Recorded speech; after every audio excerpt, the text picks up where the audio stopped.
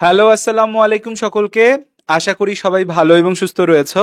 সবাইকে স্বাগতম আমাদের আলফা 6.0 ব্যাচের গ্র্যান্ড সেলিব্রেশন প্রোগ্রামে। গ্র্যান্ড সেলিব্রেশন আসলে প্রস্তুতি নিচ্ছি আলফা 5-এর, তাই আলফা 6-এর গ্র্যান্ড সেলিব্রেশনের কথা বলে ফেললাম। কারণ আজকে আমরা আলফা 6-এর ওরিয়েন্টেশন সেশনের সূচনা করছি। খুব শীঘ্রই আমরা আলফা 6.0 ব্যাচের গ্র্যান্ড সেলিব্রেশনের সূচনা করব। কারণ আমাদের লক্ষ্য যে আমাদের জার্নি হবে সফলতা মণ্ডিত। আমরা আজকে শুরু করছি ছাত্র হিসেবে, আমরা সমাপ্ত করব মেডিকেল শিক্ষার্থী হিসেবে। সো এই লক্ষ্যে আমরা আজকে শুরু করছি এবং লঞ্চ করছি আমাদের আলফা 6.0 ব্যাচ। এবং আজকে তোমাদের সকলকে স্বাগতম আলফা 6.0 ব্যাচের ওরিয়েন্টেশন সেশনে। আমার সাথে আছে আমাদের পুরো আলফা টিম। আমরা এবারই হয়তো প্রথম আমাদের পুরো আলফা টিমকে একসাথে নিয়ে আমাদের অফিসে কোর্স লঞ্চ করছি, কারণ আমরা আলফা 6-এর জন্য খুব বেশি ডেডিকেটেড যে আলফা 6-এর ক্লাস হবে টপ নচ, টপ কোয়ালিটিতে, ওয়েবসাইট বেসড, ফুল কোর্সের এক্সপিরিয়েন্স হবে অনলাইনে সবচেয়ে সেরা। আমাদের পুরো টিম, আমাদের ফিজিক্সের তোমাদের রাফি ভাইয়া, কেমিস্ট্রি শান্ত ভাইয়া এবং ইংলিশ জিকের যে আপুকে তোমরা আজকেই দেখছো আর দেখবা না, তোমাদের, আবারও বলছি তোমাদের, নো কন্ট্রোভার্সি, তোমাদের সারা আপু।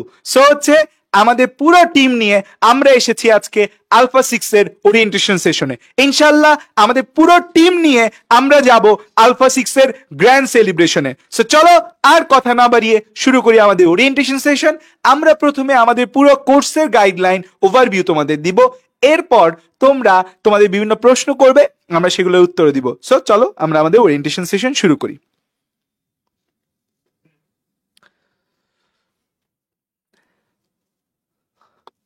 প্রথম কথা যে তোমরা অনলাইনে এত ব্যাচ থাকতে, এত কিছু থাকতে তোমরা আলফা ব্যাচকে কেন চুজ করলে?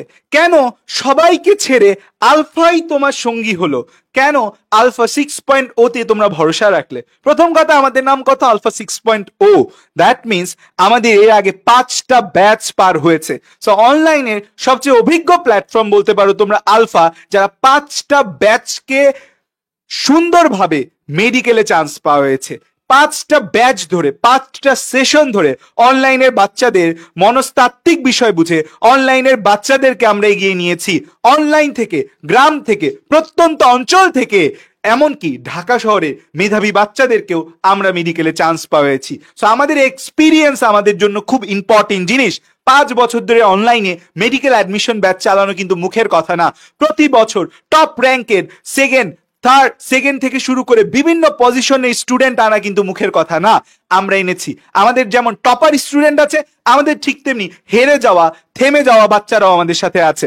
সো আমাদের এই আলফা 6-এ আমাদের ক্লাস, আমাদের এক্সাম, আমাদের গাইডলাইন সম্মিলিত সেরা রুটিনে নিজের ভর্তি পরীক্ষার প্রস্তুতি নিতে এসেছো।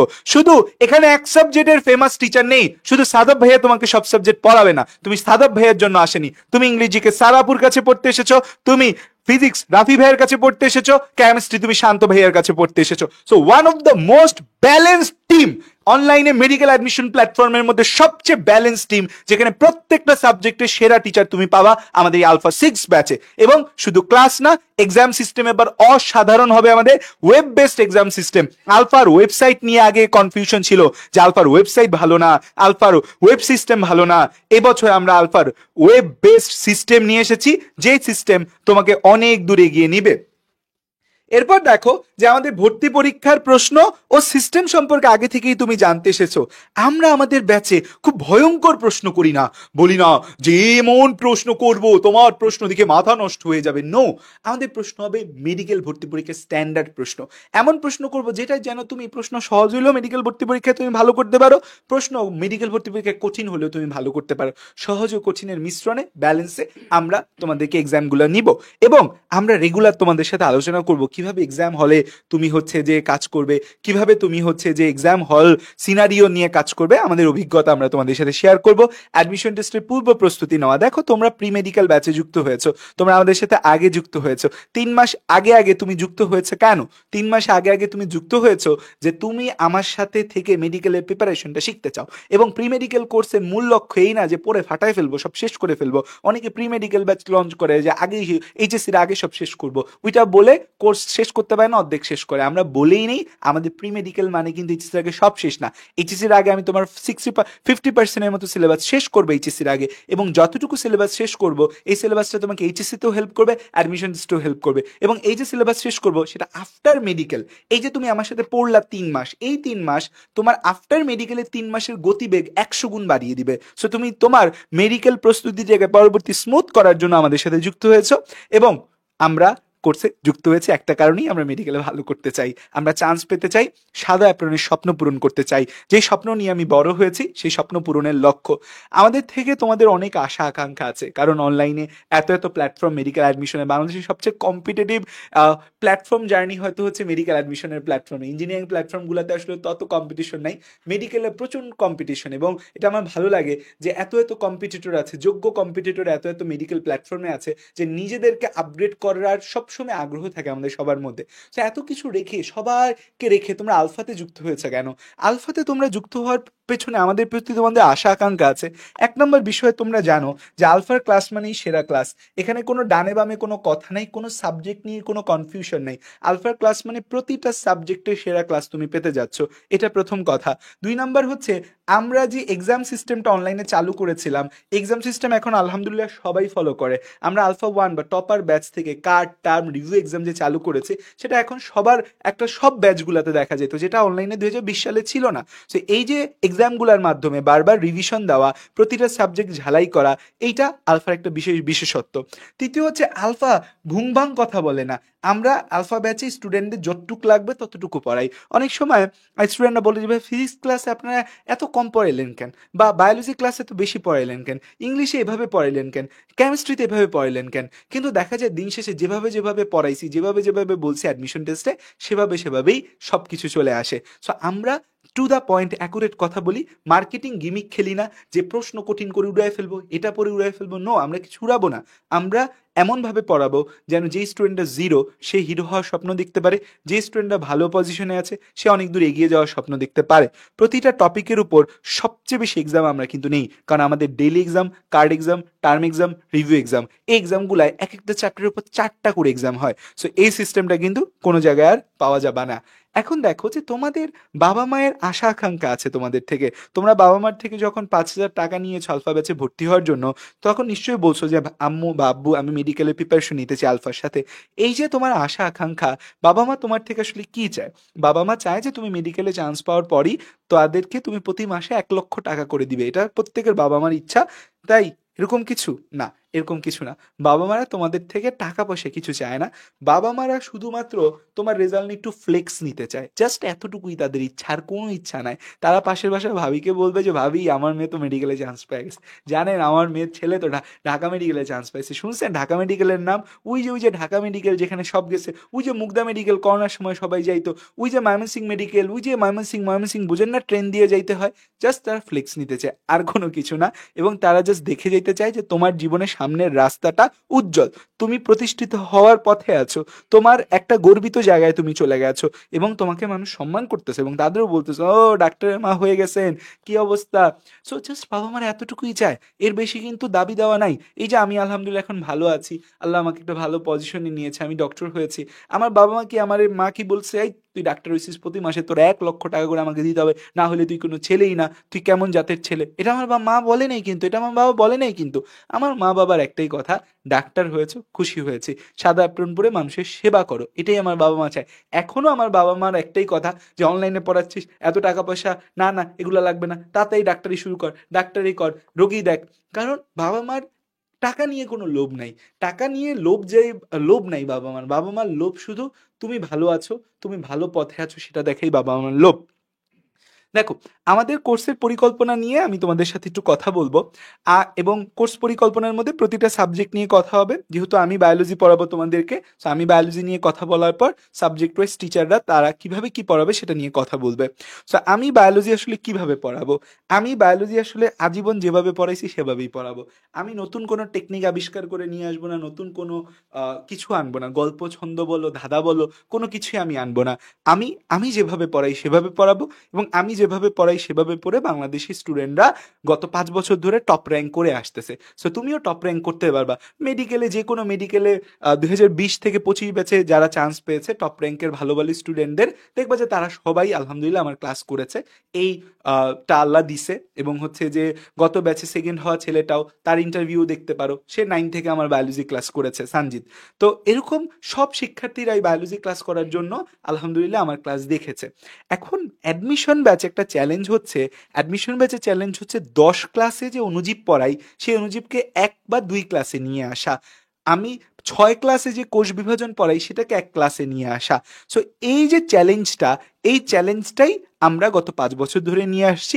বায়োলজির উপর ক্লাস তোমাদের সবচেয়ে বেশি, দ্যাট মিনস আমার সাথে সবচেয়ে বেশি তোমাদের দেখা হবে। বায়োলজিতে তোমরা টোটাল 35টা ক্লাস পাবা। এবং বায়োলজির আমাদের যে 26টা অধ্যায় আছে ফুল সিলেবাসই আমরা পড়াবো। তোমরা জানো না, এই প্রশ্ন বারবার করো, ভাইয়া মেডিকেলে কি ফুল সিলেবাস থেকে প্রশ্ন হবে না শর্ট সিলেবাস থেকে প্রশ্ন হবে? ভাইয়া আলফা ব্যাচে কি ফুল সিলেবাস থেকে পড়াবেন না শর্ট সিলেবাস থেকে পড়াবেন? মেডিকেলে ফুল সিলেবাস বা শর্ট সিলেবাস করে কোনো কথা নেই। তোমার বায়োলজি, কেমিস্ট্রি, ফিজিক্স, বইয়ে যা আছে সব কিছু মেডিকেলের সিলেবাস। সো আমরা তোমাদের ফুল সিলেবাস পড়াবো। ভাইয়া বইয়ে তো 24টা অধ্যায়, আপনি 26টা অধ্যায় বলতেছেন কেন? আপনি কি 2টা অধ্যায় নিজে আবিষ্কার করেছেন? না। ঘাসফড়িং, রুই মাছ আর হাইড্রা, এটাকে কোন আক্কেলে তুমি একটা অধ্যায় বলো? এটা তো 3টা অধ্যায়। সো 26টা অধ্যায়ের উপর 35টা ক্লাস পড়াবো আমি।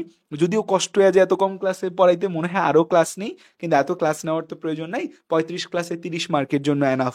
এবং তোমাদের সালে মেডিকেল ভর্তি পরীক্ষার প্রশ্নটা আমার কাছে মনে হচ্ছে আরেকটু ভালো হবে হয়তো, কারণ এবছর মেডিকেল ভর্তি পরীক্ষার প্রশ্ন নিয়ে অনেক বেশি সমালোচনা হয়েছে। এবং আমাদের তরফ থেকে, আমাদের মেডিকেল স্টুডেন্টদের তরফ থেকে, আমার মুগদা মেডিকেল কলেজের জুনিয়ররাই ওরা ডিজি হেলথে গিয়ে জানায় আসছে যে হচ্ছে যে প্রশ্ন খুব বাজে হয়েছে, অনুশীলনী থেকে প্রশ্ন আসছে। আমার ম্যাডামরা ডিজি হেলথে আছে, তাদেরকে আমরাও আমাদের তরফ থেকে ইনফর্ম করছি যে ম্যাম অনুশীলনী থেকে প্রশ্ন দেওয়া হারাই দিয়েছেন, খুব বাজে কোশ্চেন, এটা কিন্তু হবে না। সো হচ্ছে প্রশ্নের মান নিয়ে কিন্তু অনেক প্রশ্ন উঠেছে এবার।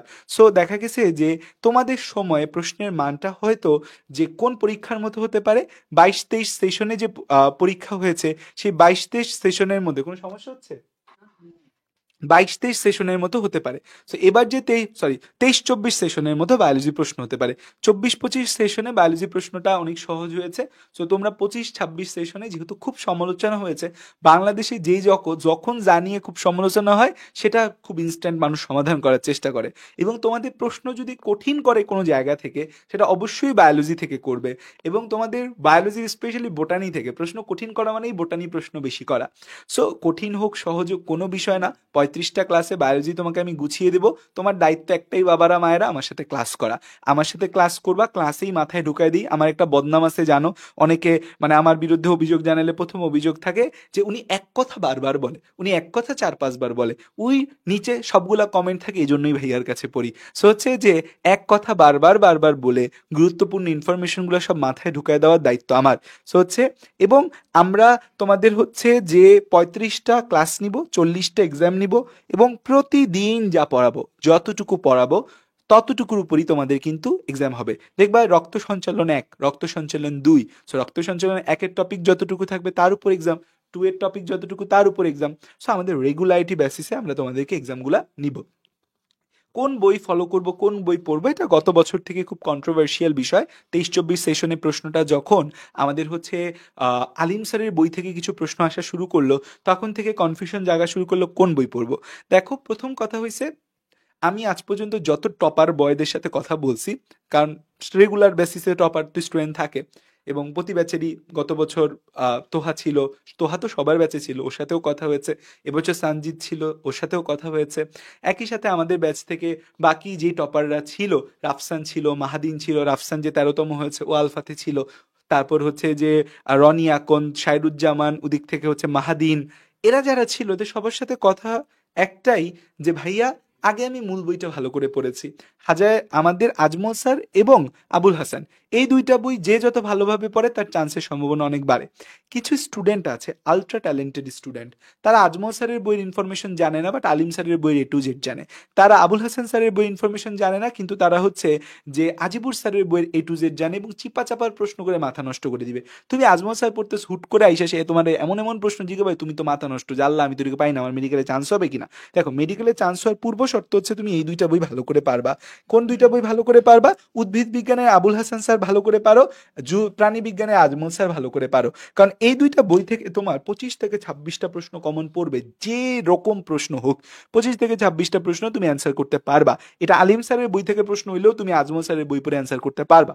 কিন্তু 5-6টা প্রশ্ন কিন্তু আলিম স্যারের বই থেকে আসে, এবং রিসেন্ট ইয়ার আলিম স্যারের বইয়ের অনুশীলনী বোটানির জন্য মানে বায়োলজির জন্য হটকেক হয়ে গেছে। জানি না এত জঘন্য সিদ্ধান্ত কার, যে বায়োলজি প্রশ্ন আলিম স্যারের অনুশীলনী থেকে হুবহু কপি পেস্ট মেরে দিচ্ছে।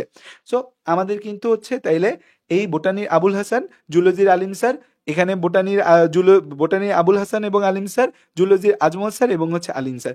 একই সাথে তোমরা জানো যে আলফা থেকে আমরা 13 সেট ম্যাটেরিয়ালস আলফা ব্যাচের জন্য আমরা বের করি, যেটা আমরা বাইরে সেল করি না, শুধু আলফা ব্যাচকে দিই, বা বাইরে সেল করলেও আলফা ব্যাচের জন্য স্পেশাল ডিসকাউন্ট থাকে। সো গত বছর আমাদের মেডিকেল সেক্টরে সবচেয়ে বেশি যে বইটা বিক্রি হয়েছে সেটা হচ্ছে আমাদের বোটানি হিরো এবং জুলজি হিরো। আমরা আমাদের পেইড ব্যাচেই 3000 কপির উপরে দিয়েছি। পেইড ছাড়া বাইরেও আমাদের বায়োস্ট্রো ব্যাচ থেকে শুরু করে আরও বিভিন্ন ব্যাচ মিলে সেই বই আরও 1000 কপি, টোটাল 4000 কপি আমাদের বোটানি হিরো এবং জুলজি হিরো বই গিয়েছে। সেই যে বইটা বোটানি হিরো এবং জুলজি হিরো, সেটা আরও আপগ্রেডেড অ্যান্ড কারেক্টেড ভার্সন কিন্তু তোমাদের জন্য আসবে। সো সেই হিরো বইটা কিন্তু তোমার একটা কমপ্লিমেন্টারি বুক হবে। সো আমরা তোমাদের বোটানি এবং জুলজি হিরো বই দিব। এই বোটানি এবং জুলজি হিরো বইটা তোমার জন্য কিন্তু হচ্ছে একদম মাস্ট। এই দুই বইয়ের বাইরে তোমাকে যাওয়া যাবে না, এই দুই বইয়ের সবকিছু তোমাকে অবশ্যই পড়তে হবে। এবং এই দুইটা বই কি? বোটানি হিরোটা আবুল হোসেন স্যারের বইয়ের কনসাইজড ভার্সন, জুলজি হিরোটা আজমল স্যারের বইয়ের কনসাইজড ভার্সন। সো তুমি খুব সুন্দর করে পড়ে ফেলতে পারবে। এরপর দেখো, আমরা বায়োলজি নিয়ে তো অনেক কথা হয়েছে, এবং আমার সাথে তো দেখা সাক্ষাৎ হবেই। বায়োলজি তো আমি আছি তোমাদের জন্য, তো তোমরা তো আমাকে দেখেই মানে মেজরিটি মানুষ তো আমারই চিনো। তো বায়োলজি নিয়ে তো কোনো টেনশন নিয়ে কেউ আলফা ব্যাচে ভর্তি হয় না। বায়োলজি নিয়ে যদি কারো টেনশন থাকতো সে অন্য ব্যাচেই যাইতো ভর্তি হইতে। সো বায়োলজি নিয়ে টেনশন নাই দেখে তো আলফা ব্যাচে আসছো। তো বায়োলজি নিয়ে কথা বলবো না। তোমরা আমাদের বাকি টিচার প্যানেলদের হয়তো একটু কম চিনো, বাট আলফা ব্যাচে বায়োলজি থেকে কিন্তু পোলাপান অন্য সাবজেক্টে ভালো করে, কারণ বায়োলজির প্রশ্ন প্রতিবারই মারা দেয়। মানে যত ভালো টিচারের কাছে পড়ুক যত মানুষ, বায়োলজি থেকে আলটিমেটলি দিন শেষে ধরা খায়। সো মেডিকেলে বাকি 70 মার্ক কিন্তু খুব ভাইটাল।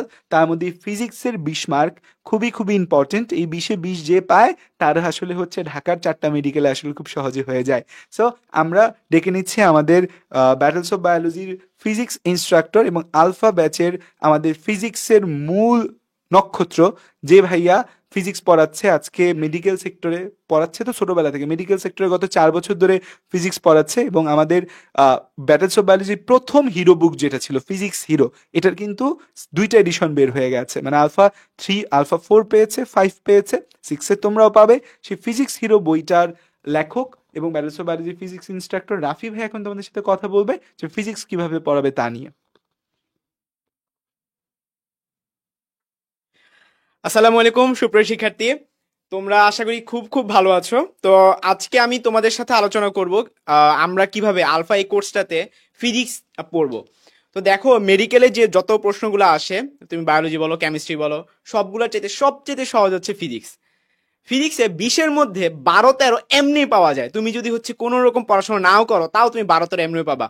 কিন্তু ফিজিক্সে তুমি যদি 16-17 পেতে চাও, দেখবা আরো টাফ, তোমাকে আরো পড়াশোনা করতে হবে। 19-20 পাইতে গেলে তোমাকে অবশ্যই সেই লেভেলে একটা প্রিপারেশন নিতে হবে। এখন তুমি যদি কেমিস্ট্রি কিছু না পড়া যাও, তুমি জীবনে 12-13 পাবা না। তুমি বায়োলজি যদি কিছু না পড়া যাও, পাবা এরকম মার্ক পাবা না। But physics possible. এখন কথা হচ্ছে 20-এর মধ্যে 12-13 পাইলে কি হবে?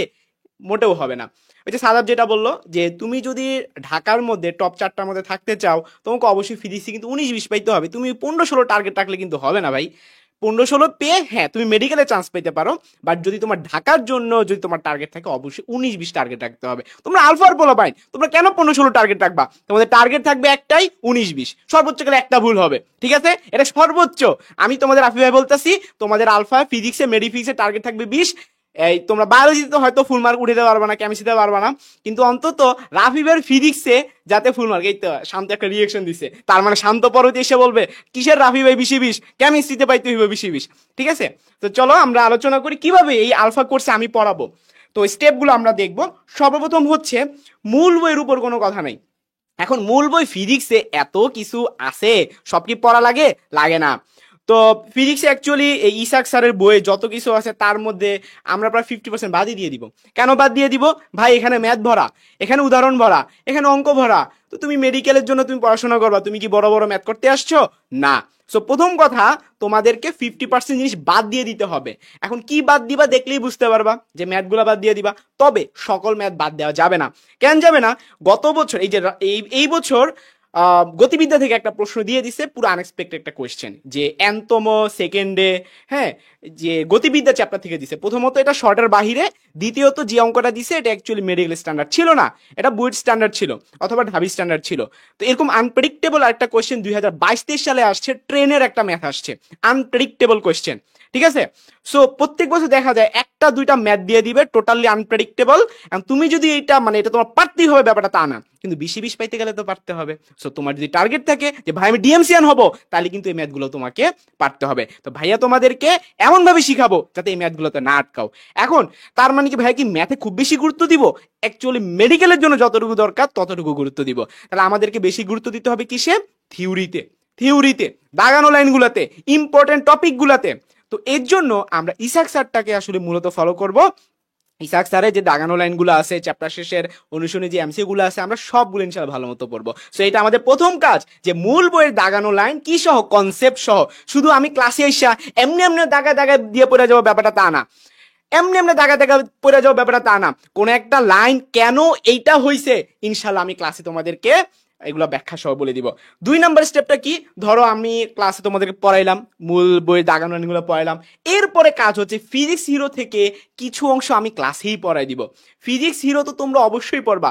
তো অলরেডি সাদা বলে গেছে ফিজিক্স হিরো সম্পর্কে, আমাদের আলফার প্রথম বই অ্যাকচুয়ালি বলতে পারো ফিজিক্স হিরো।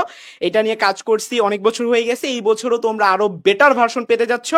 তো এই বইটা অ্যাকচুয়ালি আমি গুছাইছিল টোটাল 4টা বইয়ের সমন্বয়ে।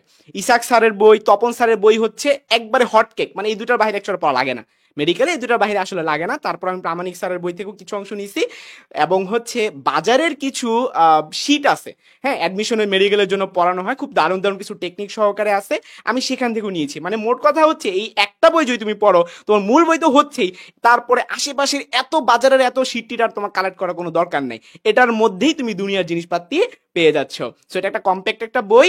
এই ফিজিক্সেরও বই থেকেও আমি কিছু অংশ পড়াবো, আমি সব পড়াই দিব না, আমি ক্লাসের মধ্যে ফিজিক্সেরও সব পড়াই দিব না, যেগুলো দরকার, কারণ আমি ইসাক স্যারের বই থেকেও তো অনেক কিছু পড়াবো, ফিজিক্স হিরো থেকেও অনেক কিছু পড়াবো, বাট সব পড়াবো না, কিছু কিছু অংশ আমি বলে দিব, এটা তুমি বাসায় পড়বা, ওইটা তুমি বাসায় পড়বা, ঠিক আছে? বাট কোনো টাইপ আমি বাদ রাখবো না, কোনো কনসেপ্ট বাদ রাখবো না। আশা করি বুঝতে পারছো। সো আমার ক্লাসের ধরনটা হবে এরকম, Isak sir plus physics hero, ওকে?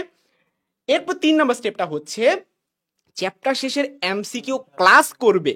খেয়াল করো, এমসিকিউ ক্লাস করবে, দ্যাট মিনস অলরেডি আমরা এমসিকিউ ক্লাস নিয়ে রাখছি। তোমরা ওয়েবসাইটে যখন তোমরা ঢুকবা, দেখবা ভাইয়া চ্যাপ্টার শেষের এমসিকিউ সব সলভ করে দিছি। তো তোমরা এই ক্লাসগুলো করে ফেলবা। এখন তোমাদের যদি সময় না থাকে, ভাই এমনিতে আমি ক্লাস করছি আপনার 2 ঘন্টা 2.5 ঘন্টা, আমি আবার অন্য ক্লাস করব, তুমি 1.5x দিয়ে দেখো, তুমি 2x দিয়ে দেখো, অথবা হইতে পারে তুমি ক্লাসে দেখো না, তুমি বাসায় সলভ করো। ধরো তোমার হচ্ছে গতিবিদ্যা চ্যাপ্টার 100টা এমসিকিউ আছে, তো 100টার মধ্যে তুমি নিজে নিজে সলভ করো, 100টা তুমি পারবা না, ধরো তুমি 80টা পারলাম, ঠিক আছে, অথবা তুমি 85টা পারলা, তো যে কটাই পারো নিজে নিজে করার পর যেগুলো আটকায় যাবা সেগুলো কি কাজ করবা, আমার ক্লাস থেকে দেখে নিবা। রিমোটটা, হ্যাঁ অনটা করে। তো এই যে হচ্ছে চ্যাপ্টার শেষে এমসিকিউ ক্লাসগুলো গুরুত্ব অনেক বেশি। কতটা বেশি আমি একটু গুছাই বলি। গত বছর চ্যাপ্টার শেষে এমসিকিউ থেকে 20টার মধ্যে তুমি বলতে পারো প্রায় 17টা হুবহু চলে আসছে।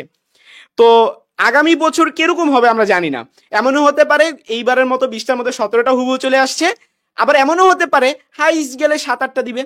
বাকিগুলো তোমাকে বুঝে বুঝে কনসেপ্ট সহকারে আগাইতে হবে। আমরা কিভাবে পড়াবো? আমরা এমন ভাবে পড়াবো যে চ্যাপ্টার শেষের থেকে যদি বেশি আসে তাও তুমি কমন পাবা 20-20, অথবা যদি চ্যাপ্টার শেষ থেকে কম আসে তাও তুমি কমন পাবা। ইনশাল্লাহ আমরা আলফা ফিজিক্স ক্লাসগুলো এমন ভাবে গুছিয়ে পড়বো, ঠিক আছে? সো 3 নাম্বার স্টেপ গেল। 4 নাম্বার স্টেপটা হচ্ছে মেডিকেল, ডেন্টাল, এফএমসির বিগত যে প্রশ্নগুলো আছে সেগুলো সলভ করবা।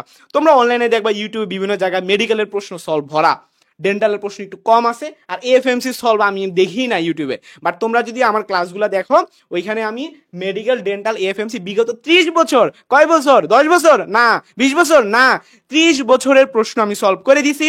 তো তোমরা 30 বছরের সব প্রশ্ন প্রত্যেকটা চ্যাপ্টার ওয়াইজ পেয়ে যাবা। এই ক্লাসগুলো ভাইয়া কখন দেখবো? আপনি এত ক্লাস ধরা দিতেছেন, ওই যে যা বললাম এগুলো তোমরা ম্যাক্সিমাম পারবা তো আমার ক্লাস করার পর। আর এত কিছু তোমার ক্লাস অ্যাকচুয়ালি দেখা লাগবে না, কারণ আমি সব দিয়ে দিছি, তোমার যেটা লাগবে তুমি সেটা দেখবা, ঠিক আছে? তুমি হচ্ছে টেনে টেনে দেখবা, তোমার যেই এমসিগুলো তুমি আটকা যাবা সেটা শুধুমাত্র দেখে নিবা। সো এটা ছিল আমাদের 4 নাম্বার স্টেপ।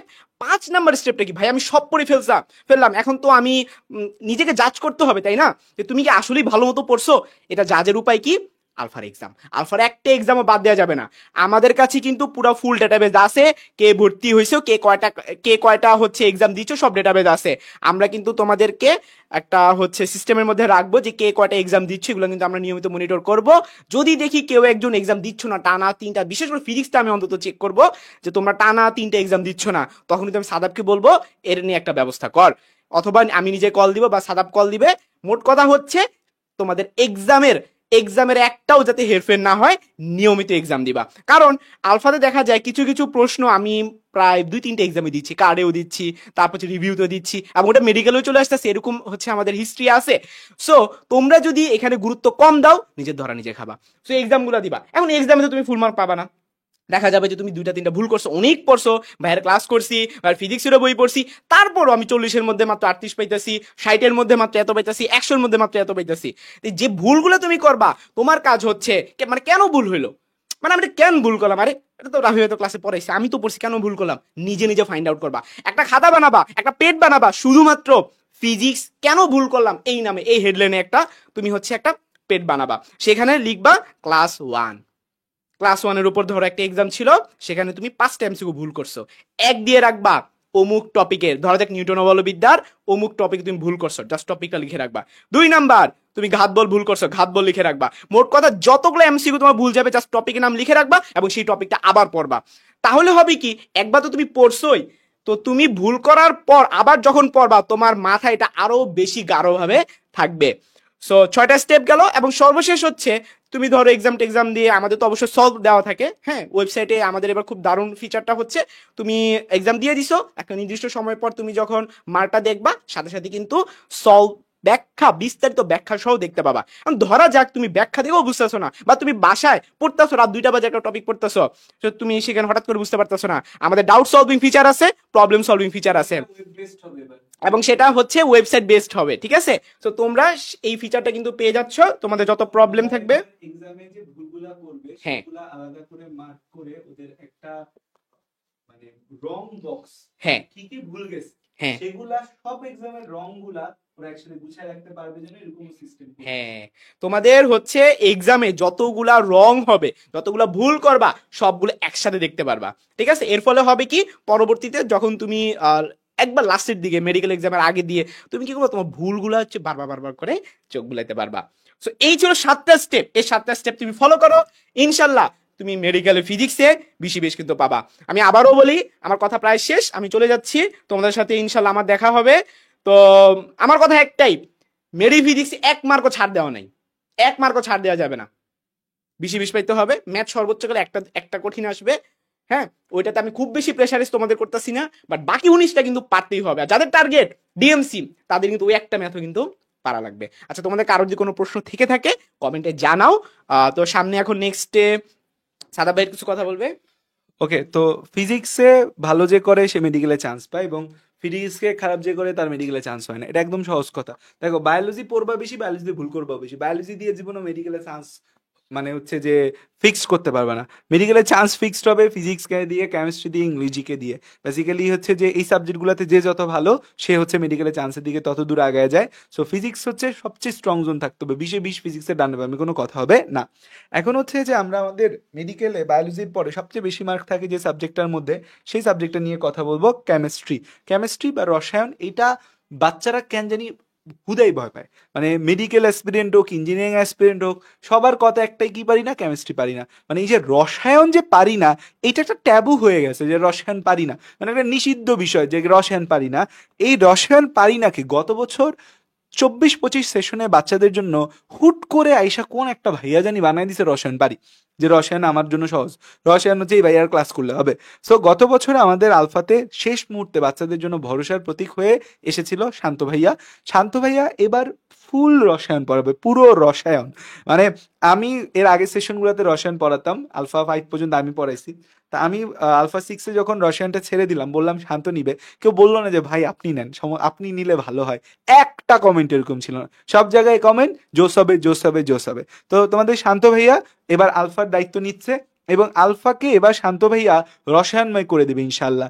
এবং রসায়নে 25-এ 25 বাংলাদেশে বাচ্চারা নিয়ে আসবে। এবং আমার মনে হয় না যে কেমিস্ট্রির জন্য এই আলফা সেশন শেষে হয়তো বাংলাদেশে মেডি কেমিস্ট্রি জগতে শান্ত ভাইয়ের কোনো বিকল্প থাকবে না আর। সো তোমাদের ডেকে নিচ্ছি শান্ত ভাইয়াকে। শান্ত ভাই এখন কেমিস্ট্রি কিভাবে কি করবে তা নিয়ে কথা বলবে। কি এমনি ধরবে? আচ্ছা, আসসালামু আলাইকুম সবাইকে। সবাই এতক্ষণ কথা বললো, দেখলা যে এখানে যারা যারা কথা বলছে তাদের মধ্যে একমাত্র ইঞ্জিনিয়ার কিন্তু আমি, ঠিক আছে? তোমাদের কেমিস্ট্রি নিয়ে গত আলফায় কাজ করা হয় নাই, বা এর আগে কখনো কাজ করা হয় নাই। এবারই হচ্ছে আমি আলফায় ফুললি পুরো কেমিস্ট্রি দায়িত্ব পাইছি। তো এখানে যারা যারা কথা বলছে এতক্ষণ সবাই ছিল টিচার, আলফার টিচার, এবং আমি আলফার স্টুডেন্ট প্লাস টিচার। আমি কিন্তু আলফা 3-এ ছিলাম এবং প্রি মেডিকেল ব্যাচ থেকে ছিলাম। সো আমি আসলে জানি যে প্রি মেডিকেল ব্যাচ থেকে একদম মেডিকেল জার্নি পর্যন্ত তোমাকে কি কি স্টেপগুলো ফলো করতে হবে, ঠিক আছে? সো কেমিস্ট্রির ক্ষেত্রে যেটা ভাইয়া যেটা বলে গেল যে কেমিস্ট্রিতে পোলাপান শুধু শুধুই ভয় পায়, এবং এই ভয় পাওয়ার পিছনে মেইন কারণটা হচ্ছে কেমিস্ট্রি না বুঝে পড়া। তোমরা কেমিস্ট্রি অনেকেই মুখস্থ বেস পড়ো, কিছু টপিক আছে কেমিস্ট্রিতে যেগুলো অবশ্যই মুখস্থ রাখতে হবে, সেটা নিয়ে আসলে এখানে দ্বিমত পোষণ করার কিছু নাই। বাট তোমরা ম্যাক্সিমাম টপিক যেগুলো বুঝে পড়তে হয় সেগুলো মুখস্থ করতে যাও। অ্যান্ড যেহেতু মেডিকেলে অনেক তথ্য তোমাকে মুখস্থ রাখতে হয়, তখন তুমি গিয়ে ওই কেমিস্ট্রির পার্টটা ভুলে যাও, ফিজিক্সের পার্টটা ভুলে যাও, ঠিক আছে? তোমাদের বায়োলজিটা খালি মনে থাকে মুখস্থর পার্ট, বাকি সাবজেক্টগুলোকে তোমরা তখন যে করো যে আচ্ছা কেমিস্ট্রি কেন মুখস্থ করতে হবে, ফিজিক্সে কেন মুখস্থ করতে হবে, এগুলো মুখস্থ করে পড়তে হয় না, ঠিক আছে? অন্যান্য টিচাররা যেভাবে মেডিকেল কেমিস্ট্রি পড়ায় তারা মুখস্থ বানায় ফেলছে তোমাদের কাছে, তাই তোমরা ওইভাবে পড়ো, কিন্তু কেমিস্ট্রি কিন্তু বুঝে পড়তে হয়, ঠিক আছে? সো এখানে তোমাদের আলফা 6.0-তে পুরো কেমিস্ট্রিকে বুঝায় দেওয়ার দায়িত্ব আমার, পড়ায় দেওয়ার দায়িত্ব আমার। এমনি নর্মালি কি হইতো, কেমিস্ট্রি ক্লাস করার পরে তোমাকে আবার অনুশীলনীর ক্লাস করতে হচ্ছে এক্সট্রা করে, ওই টিচারের পড়াইতে হচ্ছে। বাট তুমি জাস্ট ভরসা রাখো যে কেমিস্ট্রি ক্লাস করার পরে, ক্লাস কন্টেন্ট করার পর তুমি অনুশীলনী প্রশ্ন ব্যাংক নিজেই ম্যাক্সিমাম সলভ করতে পারবা। বাট তাও আমরা কিন্তু ওই সাপোর্টগুলোও দিব যাদের এক্সট্রা দরকার। বাট তুমি দেখবা এবার ক্লাস করার পর তুমি কেমিস্ট্রি বুঝে বুঝে অ্যান্সার করতে পারতেছো। যেই 10-20% মুখস্থ রাখতে হয় ওইটাও ক্লাসে পড়াই দিব, ওইটা করতে পারলে দেখবো তোমার কেমিস্ট্রি জার্নিটা সোজা হয়ে যাচ্ছে। তাহলে এইবার এই কোর্সে টোটাল কেমিস্ট্রি ক্লাস হচ্ছে 18টা। আমাদের চ্যাপ্টার কেমিস্ট্রিতে কিন্তু 10টা, 8টা না, কিন্তু টোটাল 10টা ক্লাস। এবং এই 10টা ক্লাসের মধ্যে তোমার পুরা কেমিস্ট্রি, তোমার 10টা চ্যাপ্টারের পুরা কেমিস্ট্রি গুছাই দিব 18টা ক্লাসের মধ্যে, ঠিক আছে? 18টা ক্লাসের মধ্যে তোমার পুরা কেমিস্ট্রি দায়িত্ব শান্ত ভাইয়ের উপর ছেড়ে দাও। এবং এই 10টা চ্যাপ্টার কিন্তু ফুল সিলেবাসে আছে, এবং এইচএসসির আগে আমরা টোটাল 4টা চ্যাপ্টার পড়বো, এবং এইচএসসির পরে 6টা চ্যাপ্টার পড়বো, ঠিক আছে? অ্যান্ড দেখো আমরা মেইন বুক হিসেবে কেমিস্ট্রিতে কিন্তু খুব বেশি ইম্পর্টেন্ট, মেইন বুক হিসেবে সোললি প্রথমত আমরা হাজারি স্যার ফলো করব, এবং তার সাথে আমরা সেকেন্ডারি অপশন হিসেবে কবির স্যারের ইনফোগুলো কিন্তু তোমরা পারবা। দেখো সব সময় একটা বইকে মডেল ধরে আগাইতে হয়। সব সময় তুমি যে কোনো সাবজেক্ট বলো, বায়োলজি বলো, তুমি ফিজিক্স বলো, কেমিস্ট্রি বলো, তোমাকে একটা সাবজেক্টকে মেইন বুক হিসেবে রাখতে হবে যে এটা আমার জন্য মডেল, এটা থেকে আমি সব কিছু পড়বো। তারপরেও যদি এক্সট্রা কোনো ইনফো জানা লাগে তার জন্য আমি ওই বইটা দেখবো, বা ওই বইটা দেখবো, ওই বইয়ের ইনফোগুলা জাস্ট খালি দেখবো। কথা বুঝতে পারছো? তাহলে আমাদের এখানে মেইন মডেল বুকটা থাকবে হাজারি স্যারের বই, তার সাথে আমরা কবির স্যারের বইটাও পড়বো, সেখানে এক্সটেন্ড ইনফো জানবো। এবং এই বছর কিন্তু আলফা হিরোর যেই কেমিস্ট্রি বুক আছে সেইটা তোমার হচ্ছে আমি কাজ করতেছি, এটা নিয়ে আমি কাজ করতেছি। প্লাস গত বছর যে তোমার ফাইনাল মডেল টেস্ট ব্যাচ ছিল সেখানে আমি আলফা বইটা নিয়ে পড়াইছি, বইটা অনেক বেশি কম্প্যাক্ট, এবং এটা সাদাব ভাই নিজে গুছাইছে। ভাই মানে সবসময় অনেক গর্ব করে আমাকে বলে যে কেমিস্ট্রি বইটা এত ছোট, এত কম্প্যাক্ট, এবং এই ছোট বইটা থেকে সবকিছু আসে, ঠিক আছে? তখন আমি ভাইরে বলছিলাম যে কি বই ভাই একটু দেখি। এফএমটির আগে ভাই আমাকে বইটা দিছে, বইটা থেকে আমি এফএমটিতে জাস্ট খালি পড়াইতে গেছি, আমি জানি না যে বইয়ের মধ্যে কি আছে, আমি জাস্ট খালি এফএমটিতে পড়াইতে গেছি। আমি জাস্ট একটা পেজ বাই পেজ পড়াচ্ছি, এবং আমি দেখি যে পুরা যখন পড়াটা শেষ হয়েছে যত থিওরিটিক্যাল পড়া একটা মেইন বইয়ের মধ্যে থাকতে পারে সবকিছু ছিল, ঠিক আছে? এবারও তো আমি হচ্ছে এবং পড়ানোর সময় যেই ভুলগুলো ছিল গত এডিশনে সেগুলো প্রুফ রিডিং কিন্তু আমি নিজেই করতেছি। তাই এবার তোমরা একদম 99% ভুলমুক্ত একদম কারেক্ট সুন্দর একটা বই পাবা এবং এর থেকে কম্প্যাক্ট বই আর হইতেই পারে না ভাই। তো আমাদের মেইন মডেল হচ্ছে হাজারি স্যারের বই পড়বো আমরা, এরপর হাজারি স্যারের অনুশীলনী করব, এরপর কবির স্যারের যদি কোনো এক্সট্রা ইনফো লাগে সেই এক্সট্রা ইনফোগুলো পড়ে আমরা এরপরে কি করব, আমাদের আলফা বইটা যখন একবার রিভাইজ দিব আমাদের কেমিস্ট্রি আর কিচ্ছু লাগবে না, তুমি খালি প্রশ্ন ব্যাংক ধরবা সলভ করবা, প্রশ্ন ব্যাংক ধরবা সলভ করবা। আশা করি তুমি বুঝতে পারছো। এবং তোমার কি বললাম যে তুমি খালি ক্লাসটা ঠিকঠাক মতো করবা, বাকি দেখবা কেমিস্ট্রি বোঝানোর দায়িত্ব আমার। এবার ম্যাথমেটিক্যাল পার্ট, হ্যাঁ কেমিস্ট্রিতে তো ম্যাথ আসে, তো ম্যাথের জন্য কি করব? সো কেমিস্ট্রিতে থিওরির পাশাপাশি কিন্তু প্রতি বছরই কিছু ম্যাথ আসে। ম্যাথের জন্য তোমার হ্যান্ড ক্যালকুলেশনের দায়িত্ব শান্ত ভাইয়ের উপর ছেড়ে দাও। ক্লাসের মধ্যে যেই টপিকে ম্যাথ আছে সেই টপিকটাও ভাইয়া হ্যান্ড ক্যালকুলেশন করে সুন্দর মতো বুঝাই দিব। এবং তোমরা ম্যাথ মুখস্থ করতে না এই কয়দিন, যে অনুশীলনীতে 10টা ম্যাথ আছে 10টা ম্যাথ মুখস্থ করে ফেলি, 5টা ম্যাথ আছে পিএইচের 5টা ম্যাথ মুখস্থ করে ফেলি। এবং মেডিকেলও তো এরকম একটা বাজে ট্রেন্ড আছে যে অনুশীলনী থেকে ম্যাথ ডেটা সহ ডিরেক্ট কপি করে দেয়, কিন্তু ধরো নেক্সট বার আসলো না, তো তুমি মুখস্থ করে গেছো, তুমি কেমনে মনে রাখবা? তুমি বায়োলজি বইটা মুখস্থ করলা, তুমি ফিজিক্সের থিওরি মুখস্থ করলা, কেমিস্ট্রি থিওরি মুখস্থ করলা, এরপরে ম্যাথ মুখস্থ করবা, ব্রেনটাকে এত প্রেশার দিবা, ব্রেন কি মনে রাখতে পারবে? আর জিকে ইংলিশ তো সবই মুখস্থ রাখতে হবে। তুমি যদি ম্যাথও মুখস্থ করো মেডিকেলের জন্য, এই যে একটা বাজে ট্রেন্ড যে কেমিস্ট্রি আর ম্যাথের ম্যাথগুলো মুখস্থ করে ফেল, অনুশীলনীতে যা আছে তুই কমন পাবি, এই যে একটা বাজে ট্রেন্ড, এখান থেকে বেরোয় আসতে হবে। তোমাকে হ্যান্ড ক্যালকুলেশন করে ম্যাথটাকে সুন্দর মতো গুছাই দিব ভাইয়া, এটা না তোমার কোনো চিন্তার কিছু নাই। ঠিক আছে? তাইলে আমাদের এই যে মডেল বুকটা কিন্তু আগেই বললাম যে আমরা হাজারি স্যারের বইটা মেইন হিসেবেই করব এবং কবির স্যারের বইটাও দেখবো। এবং ফাইনাল তুমি লাস্ট দিকে যেটা দেখবে পেনটা দেখো, ফাইনালি তোমার জন্য থাকবে কি, এই যে আমাদের মোস্ট কম্প্যাক্ট হিরো সিরিজের বই। ঠিক আছে? এবং এটা তুমি দেখবা একদম মেইন বই সবকিছু পড়ার পর দেখবা তুমি মেইন বই এতক্ষণ ধরে যা পড়লা তাই সুন্দর মতো তোমার সাদা ভাই সাজায় দিয়ে রাখছে। ঠিক আছে? তাইলে তোমাদের সাথে আশা করি জার্নিটা অনেক ভালো মতো হবে। এবং কিছু কথা বলি যেগুলা তোমার ওভারঅল কথা, কেমিস্ট্রির কথা না। প্রি মেডিকেল ব্যাচের মেইন টার্গেটটা কি হয় জানো? যে তুমি সবকিছু পড়ে কাভার করে ফেলবে এরকম না, তুমি একটু নিজেকে একটু জাস্ট মেডিকেলের যে প্রিপারেশন সেটার সাথে এখন থেকেই জাস্ট আগায় রাখো। কিরকম? যেমন ধরো তুমি বায়োলজি 3টা চ্যাপ্টার কাভার করলা এইচএসসির আগে, তো ওই যে 3টা চ্যাপ্টার, এই 3টা চ্যাপ্টার কিন্তু তোমার এইচএসসির আগে মেডিকেল বেসড কিরকম পড়াশোনা এটা জানা আছে। তো তুমি যখন এইচএসসির পর দিন থেকে বা এইচএসসির পরে পড়াশোনাটা শুরু করলা মেডিকেলের জন্য, তখন তোমার কিন্তু নতুন করে মেডিকেল প্রিপারেশনের সাথে মানায় নেওয়ার সমস্যাটা হবে না। বাট অন্য স্টুডেন্টদের কিন্তু কি হবে, ওই যে মানায় নেওয়াটা হুট করে তুমি যা মেডিকেলে পড়াশোনা শুরু করে দেবে এরকম কিন্তু হয় না, একটা সপ্তাহ টাইম লাগে। আচ্ছা এটা এভাবে পড়তে হয়, বায়োলজিটা এভাবে পড়তে হয়, ফিজিক্সটা এভাবে পড়তে হয়, সেই মানায় নেওয়ার বিষয়টাই প্রি মেডিকেলে সবার আগে দূর হয়। ঠিক আছে? এবং আমাদের সময় আমার এখনো মনে আছে আলফা 3.0 পরিপাক এবং শোষণ দিয়ে সাদাব ভাই ক্লাস শুরু করছিল, আমি সেই ক্লাস লাইভ করছি। এবং পরিপাক এবং শোষণ চ্যাপ্টার আমি এর পরে এইচএসসি পরে ভুলেও আর কোনোদিন খুলি নাই। আমি তোমার মেডিকেলে যে কোশ্চেন আসে সেটাও পারছি, ঢাকা ইউনিভার্সিটি গুচ্ছ আর কোনো জায়গায় আমি পড়ি নেই, ওই যে একটা ক্লাস পড়ছি এরপরে বাকি খালি আমি প্রশ্ন ব্যাংক করছি, মেন বই পড়ছি, আর কিচ্ছু লাগে। তাহলে এতে করে কি হইলো, পরিপাক এবং শোষণ এইচএসসির পরে আমি পড়লে যে একটা দিন সময় আমার লাগতো, 2টা দিন সময় লাগতো, 2 দিন আমার বাঁচলো না। এই এতটুকুই, জাস্ট কিছুটা অন্যদের থেকে তুমি আগায় থাকবা, এটা প্রি মেডিকেল ব্যাচের মেন বৈশিষ্ট্য।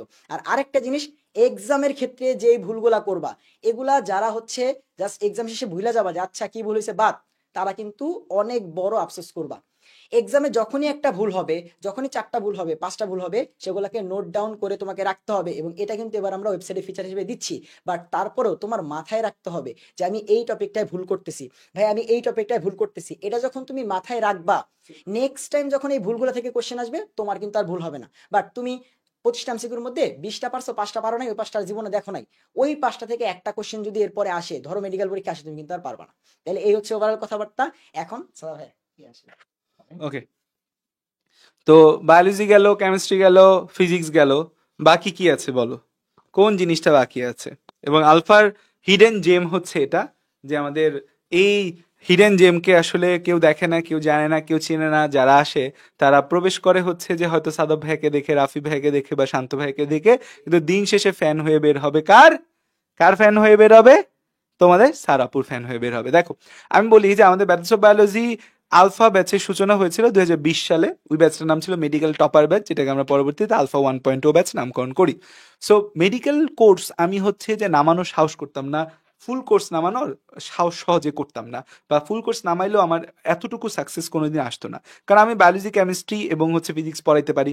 আমি আলফা 1, 2 3তে পর্যন্ত আমি বায়োলজি কেমিস্ট্রি ফিজিক্স তিনটেই পড়েছি, তিনটাতে আমি দারুণ ছিলাম, যে একদম ফাটাই না, আলফা 1 বলো 2 বলো 3 বলো, they are fan of my biology chemistry physics class. কিন্তু ইংলিশ এবং জিকেতে আমি কতটা খারাপ ইংলিশ এটা তো তোমরা সবাই জানো, এবং মেডিকেল লাইফেও আমার স্যার ম্যাডামরা জানে। আমি একটা পেশেন্টে শুরু করি এটা দিয়ে যে mister Raihan he healing from this she suffering from that দেশ, মানে হিকে শি বানায় ফেলা থেকে শুরু করে হচ্ছে যে ইংলিশ গ্রামারে জঘন্য রকমের ভুল করা হচ্ছে আমার অভ্যাস।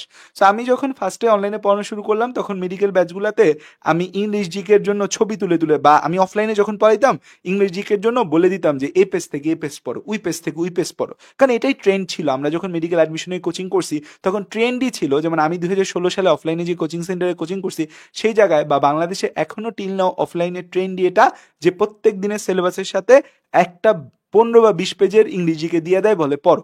সো এই ট্রেন্ড ছিল। সো আমরা প্রথম অনলাইনে এই ট্রেন্ড ভাঙছি আলহামদুলিল্লাহ।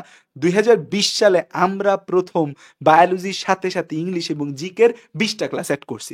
এরপর আলহামদুলিল্লাহ সবাই শুরু করে দিয়েছে, এখন সব জায়গায় ইংলিশ জিকের 15 থেকে 20টা ক্লাস। বাট এটা ইতিহাস ঘাটলে দেখা যাবে যে আলফাবেস থেকে শুরু হয়েছে, কারণ আমরা ফার্স্ট মুভার ছিলাম অনলাইনে। আসলে প্রথম দিকে আমাদের আলফাই প্রথম দিকে মেডিকেল অ্যাডমিশন কোর্সের মধ্যে, মানে আমরা একটা মেডিকেল ফুল কম্প্যাক্ট কোর্স চালু করছিলাম সেই টাইমে। সো আলফার যে সাকসেস সেটা আসছে ইংলিশ জিকের কারণে। ইংলিশ জিকে ছাড়া আলফা অসম্পূর্ণ থাকতো, এবং এই ইংলিশ জিকে আলফাতে শুরু করার সাহস পাইছি আমি তখন সারার জন্য। তো আমি বায়োলজি কেমিস্ট্রি ফিজিক্স পড়ানো শুরু করলাম, সারাকে বললাম যে ও ইংরেজি অনেক ভালো ছিল, তো বললাম তুমি ইংলিশ পড়াও, ইংলিশের সাথে তুমি জিকেটা পড়াও। সো ইংলিশ জিকে পড়ালো এবং এত মন্ত্রমুগ্ধকর ভাবে পড়ালো যে বাচ্চারা এখনো প্রতি ব্যাচের বাচ্চাদের আমার থেকে বেশি সারার সাথে ওদের ইন্টারাকশন এবং কথাবার্তা হয়। সো এখন তোমাদের সাথে কথা বলবে সারা আপু। আপুকে আজকেই দেখে নাও, আজকের পর আর আপুকে দেখবা না। সো আপু ক্লাস নিবে বাট আপুকে দেখবা না। সো হচ্ছে যে আমাদের ইংলিশ এবং জিকের জন্য আমরা ডেকে নিচ্ছি তোমাদের সারা হক মিশিরা আপুকে। আচ্ছা মিশিরা কিন্তু নামের মধ্যে বলবো ইতিহাস আছে, তাকে বললাম না। ওকে,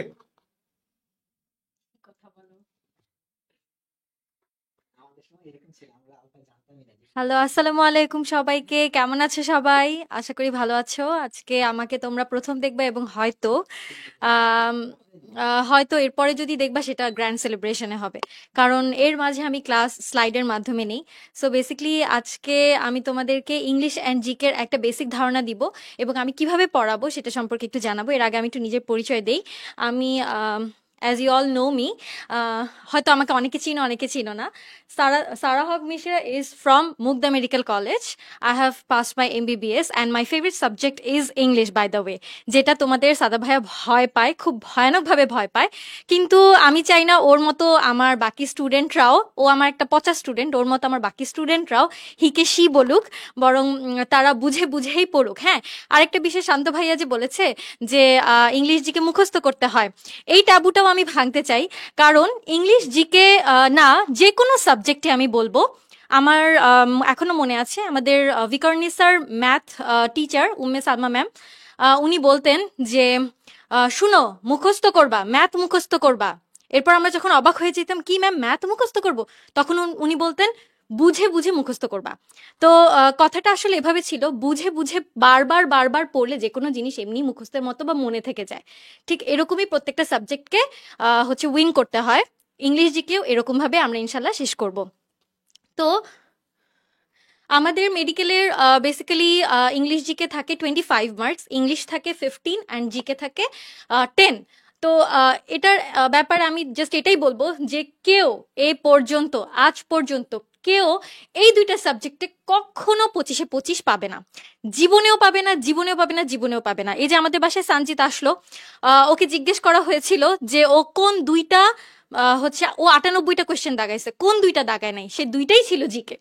so basically first boy, second boy, third বয়, যেই হোক মেডিকেলে চান্স প্রাপ্ত যেই হোক, সে কখনো না হলে দাগাবে না সব, অথবা ইংলিশ জিকেতে কখনো 25-এ 25 পাবে না, পাওয়া সম্ভব না, দেখেই 100-তে 100 কেউ পায় না। তো এই যে 25 মার্কস, উপস,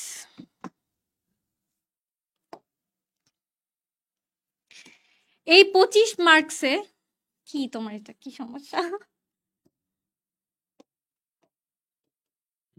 থ্যাংক ইউ। এই 25 মার্কসের মধ্যে আমার টার্গেট থাকবে 20+ পাওয়া, তাহলে ডিএমসি কনফার্ম। ডিএমসির উপরে যদি কোনো মেডিকেল থাকে সেটাও কনফার্ম হয়ে যাবে, কারণ 20 মার্কসও আসলে কেউ পাওয়া, মানে এই জায়গায় 20 থেকে 22 মার্কস, এটাই আমার টার্গেট থাকবে যে আমরা যেন অ্যাচিভ করতে পারি। সো আমি তোমাদেরকে ওই মন গড়া কথা বলবো না যে আমি তোমাদেরকে 25-25 পাওয়াই দিব, সেটা কখনো সম্ভব না, সেটা আসলে কারো পক্ষেই সম্ভব না। বাট অবশ্যই 20 বা 22 পাওয়া সম্ভব যদি তুমি আমার সাথে নেক্সট ক্লাসগুলো করো। আলফাতে আমি আমার টোটাল ক্লাস কয়টা রেখেছি? 20 থেকে 21টা। 20 থেকে 21টা কেন? কারণ হয়তো একটা এক্সট্রা লাগতে পারে।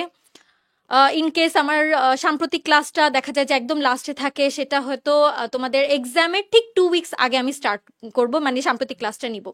তো এই যে 20 থেকে 21টা ক্লাস, আপু আপনি বাকিদের মতো বা অফলাইনের বাকি কোচিংগুলোর মতো বা অন্যান্য বিভিন্ন জায়গায় দেখা যায় যে প্রত্যেকটা সাবজেক্টের সাথে ইংলিশ একটু পার্ট থাকে, আপু আপনি কেন এইভাবে পড়াবেন না? প্রত্যেক এক্সামের প্রত্যেক ক্লাসের সাথে ওই পার্টটা পড়লে, ইংলিশের পার্টটা পড়লে তো আমাদের জন্য কষ্ট কম। এটা অনেকে বলতে পারে। সেটার জন্য একটা অ্যান্সার হচ্ছে, আমি কখনো তোমাদেরকে না পড়িয়ে আমি তোমাদেরকে কোনো পড়া দিয়ে দিব না। আমি তোমাদেরকে এই 20টা ক্লাসের মধ্যে যদি ইংলিশ জিকে গুছাই দিতে পারি, আমার এক একটা ক্লাসের ডিউরেশন থাকে 2 to 2.5 আওয়ার্স, 2.5 ঘন্টা সাধারণত যায় না, বেশিরভাগই 2 ঘন্টার আন্ডারে থাকবে। তো 2 ঘন্টার ক্লাসে যদি তুমি 20টা ক্লাস 2 ঘন্টার জন্য করতে পারো, যদি তোমার এতটুকুন ক্যাপাবিলিটি, এতটুকুন ধৈর্য, পেশেন্স যদি তোমার মধ্যে থাকে যে না আমি 20টা ক্লাস 2 ঘন্টা করে করব, ওই ক্লাসে যে টপিকটা পড়িয়েছি ওই টপিকটা তুমি আর ভুলবা না। সো এমন না যে তোমাকে ডেইলি হচ্ছে গিয়ে কিছু পড়তে হবে, বরং এর থেকে আমার ক্লাস করার পরে সাদা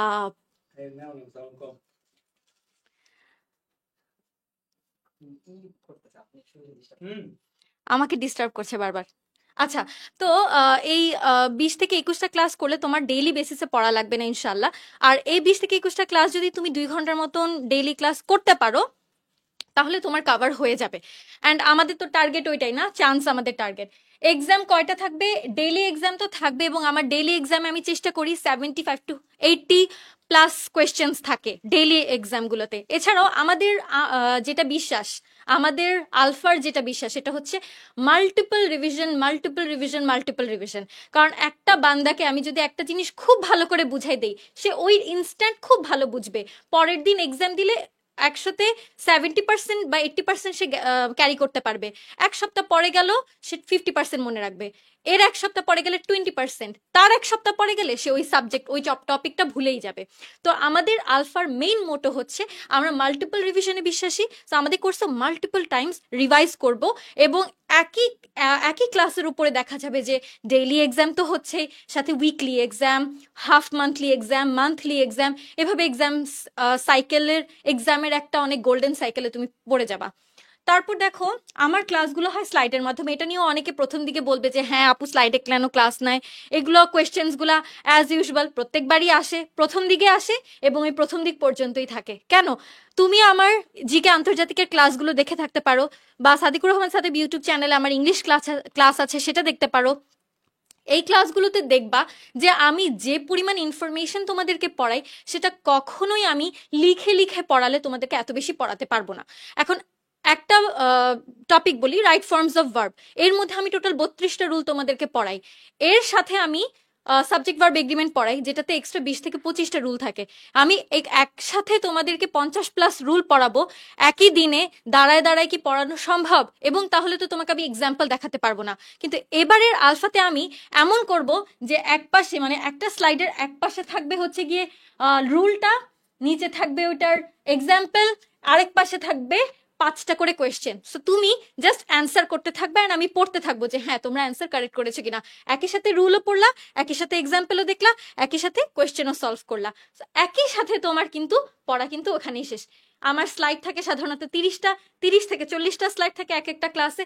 30 থেকে 40টা স্লাইডের প্রত্যেকটা এভাবে করে আমি যদি কোয়েশ্চেন এনে এনে পড়াই, তোমার ক্লাসের 2 ঘন্টায় পড়াও শেষ হবে। এরপরে মানে ক্লাসগুলো হবে একটা ডেমোর মতো, পড়া শেষ হয়ে যাবে, সাথে তুমি পরবর্তীতে এটার জন্য 2-3 ঘন্টা সময় ব্যয় করলেই কিন্তু হয়ে যাবে। আচ্ছা, কোন বই ফলো করব? Any book you can follow, যেগুলো হচ্ছে কি বিভিন্ন পাবলিকেশনসের বই থাকে। বাট একটা মেইন প্রবলেম হচ্ছে বইগুলো নিজেদেরকে আমার থেকে সব প্রশ্ন আসছে এটা দাবি করতে গিয়ে এত ইনফরমেশন দেয় যেটা জীবদ্দশায় কে কারো পক্ষে পড়া সম্ভব না। যে আমি বিসিএস পরীক্ষা দিতে চাই সেটার জন্য এই বই, আমি মেডিকেল দিতে চাই সেটার জন্য এই বই, আমি সাধারণ জ্ঞানের কোনো একটা সাবজেক্টের উপরে কোনো একটা ডিগ্রি নিতে চাই সেটার জন্য এই বই। তো এরকম ইংলিশ জিকে বই যেটা পড়তে গেলে তোমার কখনোই সব মনে রাখা সম্ভব না। আমার ইংলিশ জিকে হিরোর বইয়ের মধ্যে সবচেয়ে মানে প্রেশিয়াস যে জিনিসটা সেটা হচ্ছে আমার ইংলিশ জিকে বইটা অনেক প্রিসাইসলি করা। যতটুকুন প্রয়োজন হবে, যেখান থেকে প্রশ্ন আসছে আসছে আসবে সেগুলোই আমি রেখেছি প্রিসাইসলি করার মধ্যে। আবার আমার বইটার মধ্যে ব্ল্যাক আর পিঙ্ক কালার মানে রেড কালার মার্কিং তোমরা পাবা। সো রেড কালার মার্কিং মানে তোমার ধরো আজকের দিনটায় তুমি পুরাটা পড়েছো ডেইলি এক্সামের জন্য, পরবর্তীতে তোমার একটা উইকলি বা মান্থলি এক্সাম, তখন তুমি কি করবে? আমার পিঙ্ক কালারের লেখাগুলা পড়লেই হবে। ইম্পর্টেন্স হিসাবে আমার বইটা করা আছে, যেটা করলে তুমি প্রিসাইজ তো হবাই, আরো প্রিসাইসলিও তোমার যদি রিভাইজ করতে মন চায় সেটাও করবা। এতে তোমার মাল্টিপল রিভিশন করতে সহজ হবে, তোমার বইয়ের প্রতি ভালোবাসা জন্মাবে ইনশাল্লাহ। ডেইলি কতক্ষণ টাইম রাখবো? ওই যে আগের মতন প্যাচাল। আমি ডেইলি তোমাদেরকে প্রতিদিন একটু একটু করে ইংলিশ জিকে মুখস্থ করার ভেজালে আমি তোমাদেরকে দিতে চাচ্ছি না। আমার সাথে 20টা ক্লাস করবা, আমার সাথে 20টা এক্সাম দিবা, এবং তোমার মনে হতে পারে আমার তো প্রিপারেশনের জন্য রিভিশন কম হচ্ছে, সেক্ষেত্রেও ভয়ের কিছু নাই। কেন? কারণ আমরা তো বারবার বারবার তোমাদের মাল্টিপল রিভিশনের সাইকেলে ফেলবই। সো এটা নিয়েও টেনশনের কিছু নেই। জাস্ট আমার সাথে এই ক্লাসগুলা, মাত্র 20টা ক্লাস করতে পারবা না? পুরো 10 মাসের সাথে আমার সাথে তুমি 10 মাস জার্নি করবা আর ক্লাস করবা আমার মাত্র 20টা। এটা তো ইনশাল্লাহ সম্ভব, তাই না? আচ্ছা, কত নাম্বার পেলে চান্স হবে, বা হচ্ছে ইংলিশ জিকেতে কেমন নাম্বার পেতে হবে? তো লাস্ট যেই পরীক্ষা, গত বছরের পরীক্ষাটা দেখলা, যেটা সব ভাইয়ারাই বলেছে, একটু আগে রাফি ভাইয়া বললেন, সাদাব বলল যে তোমাদের হচ্ছে পরীক্ষার প্রশ্ন গত বছরটা অতিরিক্ত সহজ আসছে। ওখানে দেখবা গ্রামার থেকে কোয়েশ্চেন আসছে, কোনো ভোকাব পার্টি আসে নাই। জিকের মধ্যে দেখবা অনেকগুলা প্রশ্ন, কি বলবো, এত প্রশ্ন সাম্প্রতিক থেকে আসছে। লাইক আমার সাম্প্রতিক ক্লাস থেকে 3টা কোয়েশ্চেন কমন আসছে একটা 1.5 ঘন্টার ক্লাসে। সো এরকম দেয়ার মানে কোয়েশ্চেন প্যাটার্নটা অনেক এরকমই ছিল যে অনেক বেশি সহজ ছিল। এর মধ্যেও 20-এর মধ্যে 22 যারা ক্যারি করছে তারা ডিএমসি তে টপ। এই যে সেকেন্ড, এই যে 12-13তম, যে 19তম যারা আমাদের থেকে হয়েছে, এরা 20-এর মধ্যে 20 থেকে 22 এর মতন ক্যারি করার চেষ্টা করছে।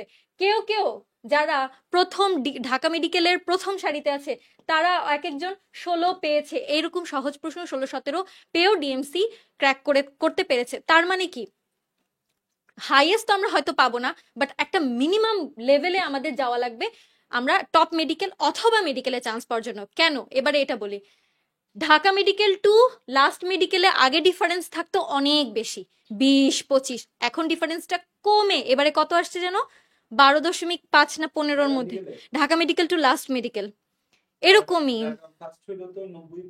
হ্যাঁ,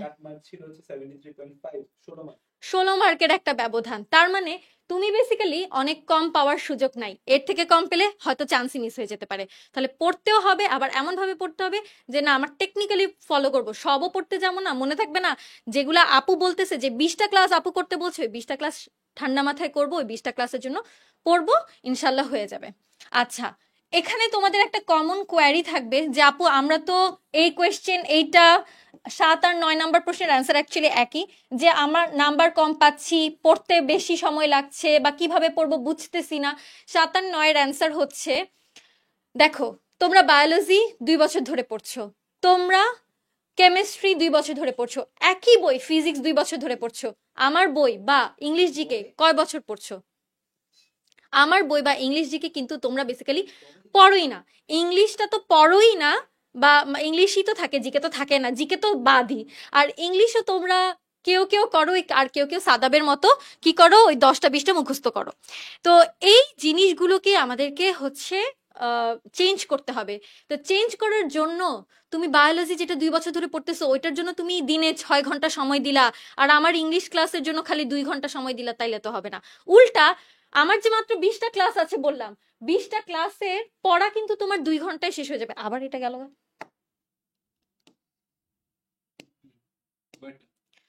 20টা ক্লাস যেটা, এই 20টা ক্লাসের পড়া হচ্ছে তোমার আমার ক্লাস করবা 2 আওয়ার্স, এরপর 2 ঘন্টা নিজের জন্য পড়বা, এরপর প্র্যাকটিস করবা 2 ঘন্টা, 4 ঘন্টায় হয়তো পড়া শেষ হয়ে যাবে। কিন্তু বায়োলজিকে 6 ঘন্টা দিলা, আমার ইংলিশকে 2 ঘন্টা 4 ঘন্টা দিলে হয়ে যাবে না। তুমি যত বেশি সময় দিবা তত ভালো মনে থাকবে। সো এটাকে বরং এই 20টা ক্লাসকে আরো বেশি ইম্পর্টেন্স দিয়ে বেশি সময় দিয়ে পড়তে হবে, সো দ্যাট তোমার ওই যে এই 3টা কোয়ারি, যে আপু কম পাচ্ছি, কিভাবে করব, কি বুঝতেছি না, আপু কিভাবে ভালো নাম্বার পাবো, ভালো নাম্বার পাচ্ছি না, এইগুলো সলভ হয়ে যাবে। তাও আমি বলি, প্রথম 1টা 2টার ইংলিশ জিকের নাম্বার নিয়ে টেনশন করার কিছু নাই। প্রথম দিকে সবারই একটু উঠতে সময় লাগে, বাট আস্তে আস্তে উঠে যায়। আচ্ছা, এটা তো আমার ইংলিশ জিকের বই জাস্ট এমনি দিলাম, যে এরকমই তোমরা লাইক হিরো সিরিজের সবগুলো বই পাবা। আমার বইগুলোর মধ্যে মানে ইংলিশ জিকের মধ্যে সবচেয়ে স্পেশালিটি হচ্ছে এখানে অনেক বেশি প্রিসাইসলি তোমার থাকবে, মানে লাইক এত প্রিসাইজ থাকবে, তুমি বলবা যে এটা তো আমি 2-4 দিনেই চাইলে পড়ে ফেলবো, 2-4টা ক্লাসের মধ্যেই। তো হয়তো আমার জিকে 8-9টা ক্লাস বা ইংলিশের 12-13টা ক্লাস হবে, ইনশাল্লাহ এর মধ্যে পড়া সম্ভব। সাথে এবারে আমার একটা স্পেশাল এডিশন আসবে, সেটা হচ্ছে জিকে ই প্র্যাকটিস বুক। লাস্ট বারে প্র্যাকটিসের জন্য অনেকে বলছিল যে আপু আলাদা কোনো বই লাগবে কিনা, এইসব কোয়ারি ছিল, বাট এবার আমি জিকে ইর জন্য আলাদা একটা প্র্যাকটিস বুকও করছি ইনশাল্লাহ। তোমরা যারা পারচেস করবে তারা তো পাবেই। ওকে, সো আমার স্টাডি টেকনিক হবে সহজ হিসাব। আমার সাথে লাইভ ক্লাস করবা, নাম্বার 1, লাইভ ক্লাস করবা, ক্লাস শেষে আমার স্লাইডটা একবার রিভাইজ দিবা, নাম্বার 2। নাম্বার 3 হচ্ছে এখানে যে কোনো বই, তোমাদের যে বই আছে সেটাও পড়তে পারো, এনি এনি এনি বুক, সেখান থেকে টপিকটা পড়বা, কোয়েশ্চেন প্র্যাকটিস করবা অবশ্যই, ওই যে আমার প্র্যাকটিস বই থেকে অথবা তোমাদের যে কোনো প্র্যাকটিস বই থেকে প্র্যাকটিস করবা। এবং আমি প্রত্যেক ক্লাসের সাথে হোমওয়ার্ক দেই। হোমওয়ার্কটা কেন দিই আপু, আপনি তো টপিকটা পড়াচ্ছেন বা সামনে পড়াবেন, তখন করলেই তো হয় না। হোমওয়ার্ক দেওয়ার রিজন হচ্ছে জিকে এবারেও গত বছরও প্রতিবারই এমন থাকে, BCS, medical, dental previous year question থেকে 1টা বা 2টা দেয়, এবং সেটা দেখলে সেটা যদি আমরা না পারি তাহলে মনে করবো ওখানেই শেষ। এখন আর আমরা আগের যুগে নাই, 2012, 13, 14 ওই সময় কি করতো মানুষ, 25 মার্ক ছেড়ে বাকি 75-এর পিছে লাগতো। কেন? কারণ 68 পেলে তো ডিএমসি, বা 60-এর ঘরে পেলে তো চান্স, সমস্যা তো নাই, তো আমি 75 পড়ি, ভালো মতো 25 বাদ দিয়ে দেই। এই দুনিয়া বা এই যুগ এখন আর নাই। সো আমাদেরকে ইংলিশ জিকে তো অবশ্যই পড়তে হবে, এবং আগের 10 ইয়ার্স বা 15 ইয়ার্সের কোয়েশ্চেন আমি তোমাদেরকে একসাথে হোমওয়ার্ক দিয়ে দিব, হোমওয়ার্কটা পড়ে ফেলতে হবে, ঠিক আছে? Last but not the least, সেটা হচ্ছে আল্লাহ তোমাকে ততটুকুনি দিবে যতটুকুন পরিশ্রম তুমি করবা। তুমি যতটুকুন পরিশ্রম করবা আল্লাহ তোমাকে সেই অনুযায়ী ততটুকুনি প্রাপ্য দিবেন। তো শুরু থেকেই যে ছেলে বা যেই মেয়ে রেসে স্টার্ট করে, মেডিকেল লাইফটা কিন্তু কোনো কি বলবো, হেয়ার অ্যান্ড টর্টয়েজের গেম না। মেডিকেল লাইফটা হচ্ছে ম্যারাথন গেম। শুরুতে তুমি স্লো, নো প্রবলেম, শুরুতে তুমি স্লো থাকতে পারো, তোমাকে এখানে স্লো বা ফাস্টকে সেটা দেখবে না, তোমাকে এখানে দেখবে তুমি কনসিস্টেন্টলি পড়াশোনা করছো কিনা, ডেইলি বেসিসে পড়াশোনা করছো কিনা। তো তোমার কোনোদিন মুড অফ, তুমি 1 ঘন্টা পড়লা, কোনোদিন মুড অফ তুমি আধা ঘন্টাও পড়লা, কোনোদিন অনেক ভালো লাগতেছে 10 ঘন্টা পড়লা, সমস্যা নাই, পড়ো, বাট এমন যেন না হয় যে 10-20 দিন পড়ি নাই, হুট করে একদিন মন চাইছে আর আপুর একটা ক্লাস দেখলাম, সেটা যেন না হয়। ডেলি বেসিসে আমাদের সবার ক্লাস করলে এখানে আমি বলছি চান্স নিশ্চিত নিশ্চিত নিশ্চিত ইনশাল্লাহ, এর উপরে কোনো কথা নেই। তো দেখা হোক বিজয়ে, দেখা হোক গ্র্যান্ড সেলিব্রেশনে। Thank you. আমার শেষ। রেদওয়ান ও হচ্ছে ফিফথ হয়েছে না, আমাদের আলফাতে ছিল, সবসময় মেডিকেলে টপ করতো। হ্যাঁ, এই তো নাম তো আলফা প্রি 5-এর প্রি মেডিকেলের টপার। এনডিসির ইভির এনডিসির থার্ড বয় ছিল। এই ভাইয়াদের মেডিকেলের পরপর হচ্ছে যে কিসের রেজাল্ট দিয়ে দিল মনে আছে? বুয়েটের রেজাল্ট দিয়ে দিছে আজকে। তা দেখো রেজাল্টের কিন্তু জার্নি চলতেছে, এবং ইয়ার খোঁজ নাও তো, রাফির খোঁজ নাও।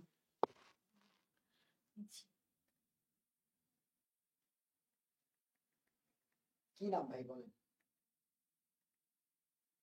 নাজমুল হাসান রাফি।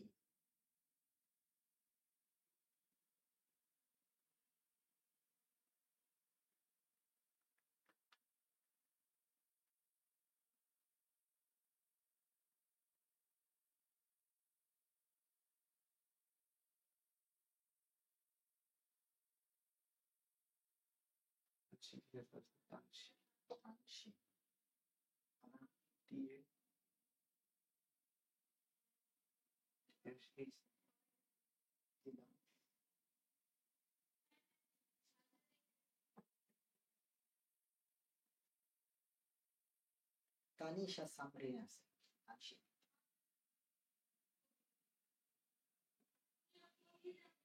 ফাইলাম চলে আসলো।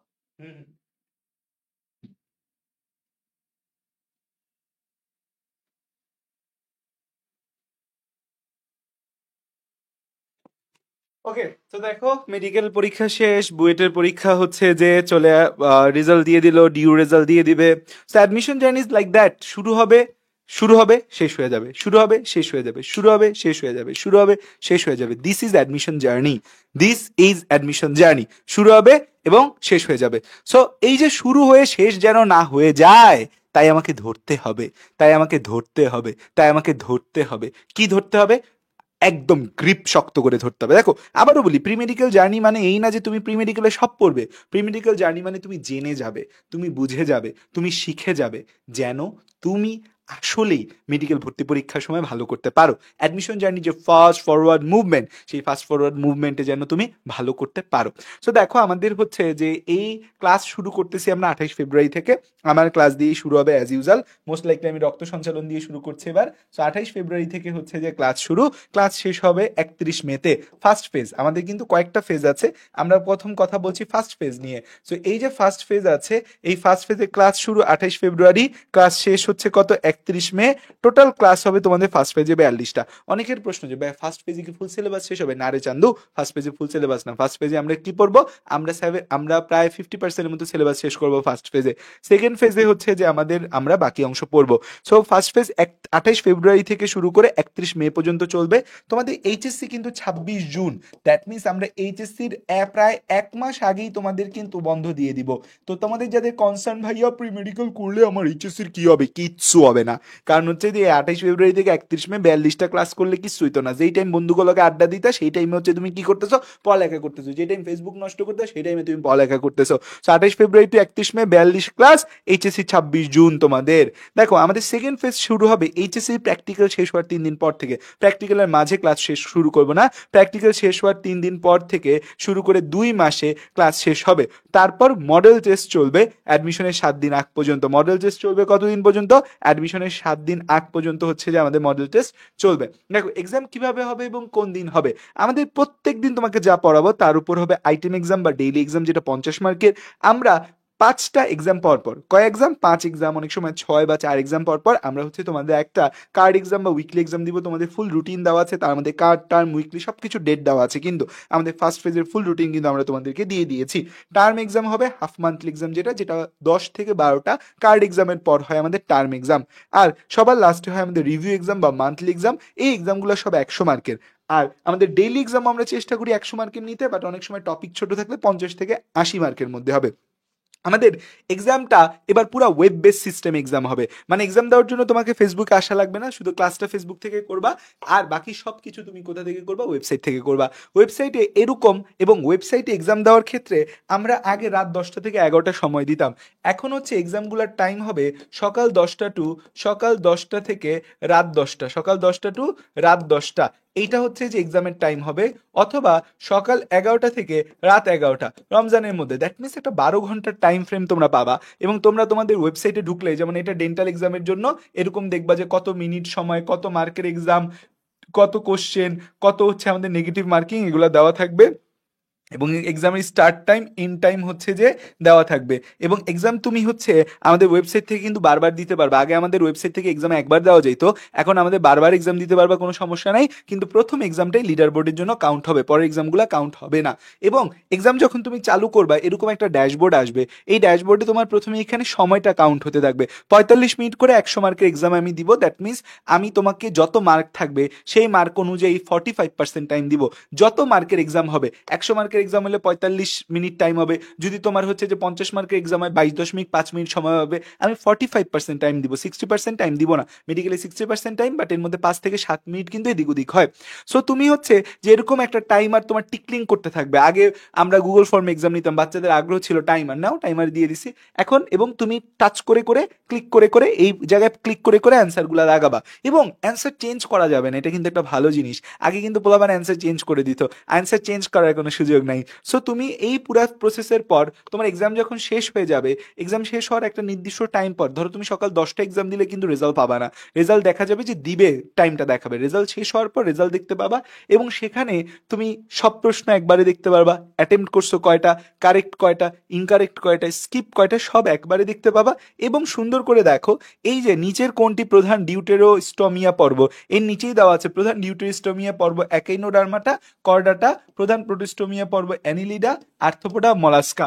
সো আমাদের ডিউটেরোস্টোমিয়া, প্রোটোস্টেমিয়া এই পর্বগুলোর নাম দেওয়া আছে। আমরা চেষ্টা করবো এবার তোমাদেরকে এই যে প্রশ্নটা, যেমন এইটা কিন্তু আমাদের আজমল স্যারের বইয়ে নাই, এটা আলিম স্যারের বইয়ে আছে, ঠিক তেমনি এক্সট্রা ইনফরমেশনের প্রশ্নে আমি লিখে দিব এটা কোন বই থেকে আছে, তাহলে তোমার জন্য এটা সহজ হবে আরো। সো আমরা এইভাবে তোমাদের প্রশ্ন পরীক্ষা দেওয়ার পরে কিন্তু তুমি সলভ শিটটা সাথে সাথে পেয়ে যাচ্ছ, তার মানে কোনো আর এক্সট্রা কোনো হ্যাসেল নাই, কোনো এক্সট্রা কোনো প্যারা নাই, যাক আলহামদুলিল্লাহ। তো আমাদের পুরো ওয়েব বেসড এক্সাম থাকবে, সকল এক্সামে নেগেটিভ মার্কিং হবে। যারা সেকেন্ড টাইমার ব্যাচ তো তোমরা নাই এখানে, সেকেন্ড টাইমারদের জন্য ব্যাচে সেকেন্ড টাইমারদের নেগেটিভ মার্কিং হবে। আমাদের হচ্ছে যে পুরা মাসে আমরা তোমাদের 18টা ক্লাস, 18টা item exam, card exam, term exam, review exam সহ অসংখ্য এক্সাম আমরা তোমাদের নিব। বারবার এক্সাম দিতে দিতে তুমি আসলে হচ্ছে ক্লান্ত হয়ে যাবা। দেখো এক্সামের প্রাইজ মানিও থাকবে, কত টাকা দিব সেটা এখনই রিভিল করবো না, ধীরে সুস্থে রিভিল করবো। এক্সামে কিন্তু প্রাইজ মানিও তোমাদের থাকবে। ক্লাসে কিছু না বুঝলে কিভাবে সমাধান করবা, দেখো ক্লাসে অনেক কিছুই বুঝবা না, বেসিক্যালি হচ্ছে যে বায়োলজি বলো, ফিজিক্স বলো, কেমিস্ট্রি বলো, সবার উত্তর দেওয়া সম্ভব না। এই যে আমরা তোমাদের যা যা পড়াবো, ডেডিকেটেড প্রবলেম বক্স থাকবে ফর ইচ সাবজেক্ট, এবং প্রবলেম বক্সটা কোর্সের শুরুতে ফেসবুকে থাকবে। আবারও বলি, কোর্সের শুরুতে ফেসবুকে প্রবলেম বক্স থাকবে। আশা করছি মার্চ মাসের মধ্যেই আমরা তোমাদের প্রবলেম বক্সটা ওয়েবসাইট বেসড করে ফেলতে পারবো। দ্যাট মিনস প্রবলেম সমাধানের জন্য তোমাকে ফেসবুকে আসা লাগবে না, ওয়েবসাইটে দিবা, প্রবলেম সমাধান হয়ে যাবে। নেক্সট আমাদের হচ্ছে এক্সামে কিছু না বুঝলে তো বিস্তারিত সলভ শিট আছে, তারপরও কনফিউশন, প্রবলেম বক্স আছে, তারপরেও কনফিউশন, টেলিগ্রাম গ্রুপ আছে। সো সমস্যার হচ্ছে যে সমাধানের সব রাস্তা আছে। দেখো তোমাদের সবচেয়ে বার্নিং কোশ্চেন, ম্যাটেরিয়ালস কবে পাবো, কিভাবে পাবো, কোর্সের সাথে কি ম্যাটেরিয়ালস যুক্ত কিনা। আচ্ছা, প্রথম প্রশ্ন, আমাদের ব্যাচেলর অফ বায়োলজির এই কোর্সের সাথে ম্যাটেরিয়ালস যুক্ত কিনা, কোথাও কিন্তু লেখা নেই যে ম্যাটেরিয়ালস যুক্ত, দ্যাট মিনস ম্যাটেরিয়ালস যুক্ত না। কারণ আমরা তোমাদের যেই প্রাইসে কোর্স দিচ্ছি সেই প্রাইসে ম্যাটেরিয়ালস আসলে দেওয়া সম্ভব না, কারণ ম্যাটেরিয়ালসের প্রাইসই ডেলিভারি চার্জ সহ 3,000 টাকা পড়ে যায়। সো 3,000 টাকা, যদি 4,500 টাকার কোর্স থেকে 3,000 টাকা বাদ দিলে 1,500 টাকা, 1,500 টাকায় তো আর 1 বছর পড়ানো সম্ভব না, অসম্ভব বিষয়। সো আমাদের যে ম্যাটেরিয়ালস আছে, ম্যাটেরিয়ালস আমাদের এবছর আমরা ম্যাটেরিয়ালস আপডেট অ্যান্ড আপগ্রেড করছি। আমাদের এবছর ম্যাটেরিয়ালস হবে 13 সেট। কত সেট ম্যাটেরিয়ালস হবে এবছর? ম্যাটেরিয়ালস হবে আমাদের হচ্ছে 13 সেট। 13 সেটের মধ্যে হচ্ছে যে আমাদের 8টা হবে হিরো বুক, মানে botany hero, zoology hero, chemistry hero, physics hero, physics first paper hero, second paper hero, English hero, GK hero, 8টা হিরো বুক হবে আমাদের। 8টা হিরো বুকের পর হচ্ছে যে আমাদের একটা থাকবে আলফা প্র্যাকটিস বুক, যেখানে আমরা প্রায় 3-4 হাজার প্রশ্ন আমরা হচ্ছে যে তোমাদের দিয়ে দিব। প্রায় 3-4 হাজার প্রশ্ন হচ্ছে আমরা আমাদের আলফা প্র্যাকটিস বুকে, হলুদ বইটা দাও তো শান্ত, আলফা প্র্যাকটিস বুকে দিব, অধ্যায় ভিত্তিক প্র্যাকটিস করার সুযোগ থাকবে। একটা থাকবে হচ্ছে যে এই যে এটা আমাদের আলফা প্র্যাকটিস বুক, এই আলফা প্র্যাকটিস বুকটাও আমরা আপডেট অ্যান্ড আপগ্রেডেশনের কাজ চলতেছে। এই বইটার মধ্যে তোমাদের প্রায় 2,000 প্লাস প্রশ্ন, 2,000 না আরও বেশি হবে, 2,000 মিনিমাম 8 থেকে 10,000 এর মতো প্রশ্ন আছে, প্রতিটা অধ্যায়ের উপর 100 থেকে 200টা প্রশ্ন আছে। তোমাদের একটা থাকবে হচ্ছে বিগত বছর যত আগের বছর আছে বিগত বছরের আমাদের হচ্ছে মেডিকেল ভর্তি পরীক্ষার প্রশ্ন, মেডিকেল অ্যান্ড ডেন্টালের বিগত বছরের মেডিকেল, ডেন্টাল, ওএমআর প্র্যাকটিস বুক, বিগত বছরের মেডিকেল এবং ডেন্টাল নিয়ে তুমি হচ্ছে প্র্যাকটিস করবা, বিগত বছরের মেডিকেল ডেন্টালের ওএমআর প্র্যাকটিস বুক। আরেকটা থাকবে হচ্ছে তোমার ফাইনাল মডেল টেস্ট বুকের সলভ শিট, এফএমটির solve sheet, final model test book, final model test বুকের সলভ শিট, এই যে আমরা ফাইনাল মডেল টেস্ট মানে লাস্ট মোমেন্টে তোমরা ফাইনাল মডেল টেস্ট দিবা না আমাদের কাছে লাস্ট রান ব্যাচে, সেই ব্যাচে যে ফাইনাল মডেল টেস্ট বইটা থাকবে সেটা আমি তোমাকে আগেই পাঠিয়ে দিব, কারণ বারবার ডেলিভারি চার্জ তো অনেক বেশি, এবং সেইখানে 24 সেট প্রশ্ন থাকবে, সেই 24 সেট প্রশ্নের বিস্তারিত সলভও আমরা দিয়ে দিব। আরেকটা আমরা তোমাদের দিব হচ্ছে যে এবার শুরুতেই দিয়ে দিব এক্সট্রা ইনফো বুক দিয়ে দিব, যে কারণ আমাদের বইগুলাতে আমরা এক্সট্রা ইনফো রাখি না, কারণ আসল ইনফো হিসেবে পায় না, এক্সট্রা ইনফো দিয়ে আবার কি করবো, এক্সট্রা ইনফো বুক দিব। আরেকটা থাকবে জিকে ইংলিশ প্র্যাকটিস বুক, তাহলে বই কিন্তু 13টার জায়গায় 14টা হয়ে গেল, 13টা বই না সারা 14টা বই এবার আমাদের আলফাতে থাকছে, 1 2 3 4 5 6 আর 8, 14 সেট বই। সো 14 সেট বই আমরা তোমাকে হচ্ছে পাঠাবো, এই 14 সেট বই আমরা তোমাদের জন্য রেডি করব। আমাদের বই রেডি করার কাজ চলতেছে, আমাদের বইয়ের কাজ শেষ হইতে হইতে আমাদের বইয়ের সেকেন্ড এডিশনে আমরা ভুল রাখতে চাচ্ছি না, এই জন্য আমরা সময় নিচ্ছি। আমরা ক্লাসে বইয়ের হেল্প নিয়ে পড়াবো, সারা আপু তোমাদের অবশ্যই ইংলিশ জিকে হিরো বইয়ের হেল্প নিয়ে পড়াবে, আমি বোটান হিরো বই, জুলজি হিরো বইয়ের হেল্প নিয়ে পড়াবো, শান্ত ভাইয়া কেমিস্ট্রি হিরো বইয়ের হেল্প, রাফি ভাইয়া ফিজিক্স হিরো বই নিয়ে পড়াবে। কিন্তু আমরা তোমাদের স্লাইডের পিডিএফ গুলো ফার্স্টের দিকে দিয়ে দিব যেন তোমাকে প্রবলেম না হয়। কিন্তু বইটা তোমার কিনলে সবচেয়ে ভালো, মানে বইটা যার থাকবে তার আর এক্সট্রা করে নোট করা লাগবে না, কোনো প্যারা খাইতে হবে না। সো বই যার আছে সে বেঁচে যাবে। সো এই যে আমাদের বই, এই বইয়ের হচ্ছে আমাদের প্রুফ রিডের কাজ চলতেছে, আমরা অনেক সময় নিয়ে প্রুফ রিড করতেছি, প্রুফ রিড অ্যান্ড হচ্ছে অ্যাড করতেছি নতুন জিনিস, অ্যাড অন। এটার কাজ শেষ হইতে হইতে আমাদের মোস্ট লাইকলি 15 মার্চ হয়ে যাবে, 15 মার্চ আমাদের লেগে যাবে এটা কাজ শেষ হইতে হইতে। তারপর হচ্ছে যে final check up, final check and press, final চেকে এবং হচ্ছে যে প্রেসে যাইতে যাইতে আমার মনে হয় যে আমাদের 20 থেকে 25 মার্চ সময় লেগে যাবে। সো বই ছাপানো প্লাস ওভারঅল আমার মনে হয় হচ্ছে যে বই ছাপানো মিলে আমার হচ্ছে যে এপ্রিলের মিড আমার মনে হয়, যে কারণ মাঝে আবার রোজা আছে বা ঈদের বন্ধ আছে, ঈদের বন্ধের সময় প্রেস 10 দিন বন্ধ থাকে। সো এপ্রিল মিড বা লাস্ট এপ্রিলে তোমরা বইটা পেয়ে যাবা। এপ্রিলে বইটা আমরা তোমাদের জন্য অ্যাভেলেবল করে দিব, তোমরা কিনতে হবে আলাদাভাবে।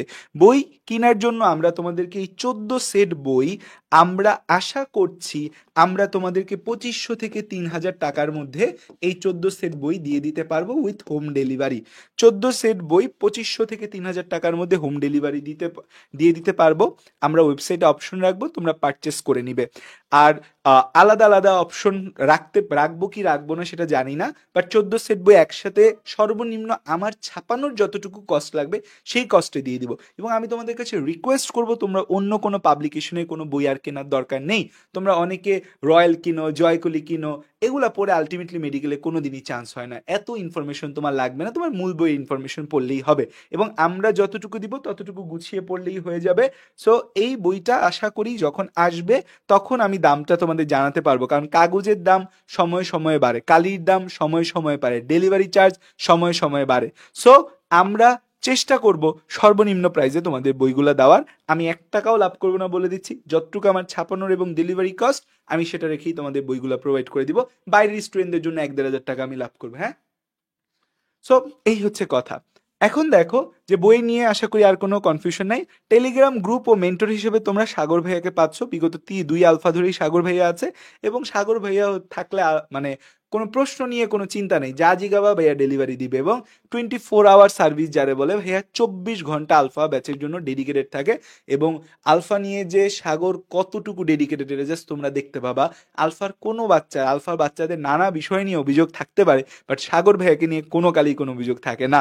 সো টেলিগ্রাম গ্রুপ ও মেন্টর হিসেবে তোমাদের সাগর ভাইয়া থাকবে, ভাইয়া তোমাদের অলওয়েজ গাইড করবে। কিছু চান্স প্রাপ্ত শিক্ষার্থীরাও থাকবে যারা তোমাদের বিভিন্ন সময় মোটিভেশন দিবে, বাট বেস্ট মোটিভেটর তো আমি, তাই না? আমার চেয়ে বেশি আর মোটিভেশন তোমার কে দিতে পারবে? মজা নিলাম। সো বেস্ট মোটিভেটর আসলে মানুষ সে নিজেই। এখন দেখো যে সাগর ভাইয়া তোমাদের সাথে আরেকটা সেশন করবে হয়তো কাল বা পরশু, যেখানে ভাইয়া বুঝাই দিবে কোথায় কি পাবা, কিভাবে পাবা। সো সাগর ভাইয়াকে পাইছো তোমরা আলফাতে, ভেরি গুড লাক তোমাদের। বিগত বছরের প্রশ্ন ব্যাংকের সমাধান পাবা, ইয়েস, তোমরা আমাদের ওয়েবসাইটে বিগত বছরের প্রশ্ন ব্যাংকের সমাধান পেয়ে যাবা। আশা করি 1 সপ্তাহের মধ্যেই বিগত বছরের প্রশ্ন সমাধান আপলোড হয়ে যাবে ওয়েবসাইটে। অনুশীলনী এমসিকিউ সলভ পাবা, ইয়েস, অনুশীলনী এমসিকিউ সলভও আমাদের ওয়েবসাইটে আপলোড হয়ে যাবে প্রতি সাবজেক্টের। আমাদের দাগানো বইয়ের পিডিএফ পাবা, ইয়েস, আমরা একদম আপডেটেড এডিশনে দাগানো বইয়ের পিডিএফ দিয়ে দিব। আবার নতুন বই আপডেট হলে আবার সেই বই আপডেটেড দাগানো পিডিএফ দিব। ক্লাস নোট কি পাবা? ইয়েস, ক্লাস নোট পাবা। ইংলিশ জিকে ছাড়া ইংলিশ জিকে প্রথম ফেজের ক্লাস নোটগুলো পাবা, সেকেন্ড ফেজে ক্লাসে যখন বই চলে আসবে তোমার হাতে তখন আর ক্লাস নোট দিব না, বাকি সাবজেক্টের ক্লাস নোট দিয়ে দিব। এইচএসসি ও আপনাদের ক্লাস এক্সাম কিভাবে করবো, এটা একটা কমন প্রশ্ন ভাই। এইচএসসির পড়ালেখা এবং আপনাদের ক্লাস এক্সামের পড়ালেখা দুইটা আসলে কেমনে করবো? দুইটা করা মোটেও কঠিন কিছু না। তুমি ডেলি 12 ঘন্টা প্লাস পড়ার প্রিপারেশন নাও। কত ঘন্টা পড়বা? 12 ঘন্টা প্লাস পড়বে। আমি বলবো ভাইয়া 12 ঘন্টা প্লাস পড়বো কেন পড়বে, এটা বুঝাই দিচ্ছি, একটু পরেই বুঝাই দিব। 12 ঘন্টা প্লাস বা 12 ঘন্টা যদি তুমি পড়ো উইথ ক্লাস, মানে এটা কি শুধু পড়া প্লাস হচ্ছে ক্লাস করা, তুমি যে অনলাইনে অফলাইনে এত জায়গায় ক্লাস করবা, পড়া প্লাস ক্লাস করা, এর মধ্যে তুমি হচ্ছে যে 6 আওয়ার, 6 আওয়ার তুমি হচ্ছে এইচএস 10 to 12, আচ্ছা আচ্ছা 12 ঘন্টা পড়তে পারে না কেউ? আচ্ছা ধরো 10 থেকে 12 ঘন্টা, আমার বউ কইছে 10 থেকে 12 ঘন্টা পড়াই নাকি এনাফ। আচ্ছা যাও, 10 থেকে 12 ঘন্টার মধ্যে তুমি 5 থেকে 6 আওয়ার এইচএসসির জন্য দাও, তুমি 5 থেকে 6 আওয়ার এই অ্যাডমিশনের জন্য দাও।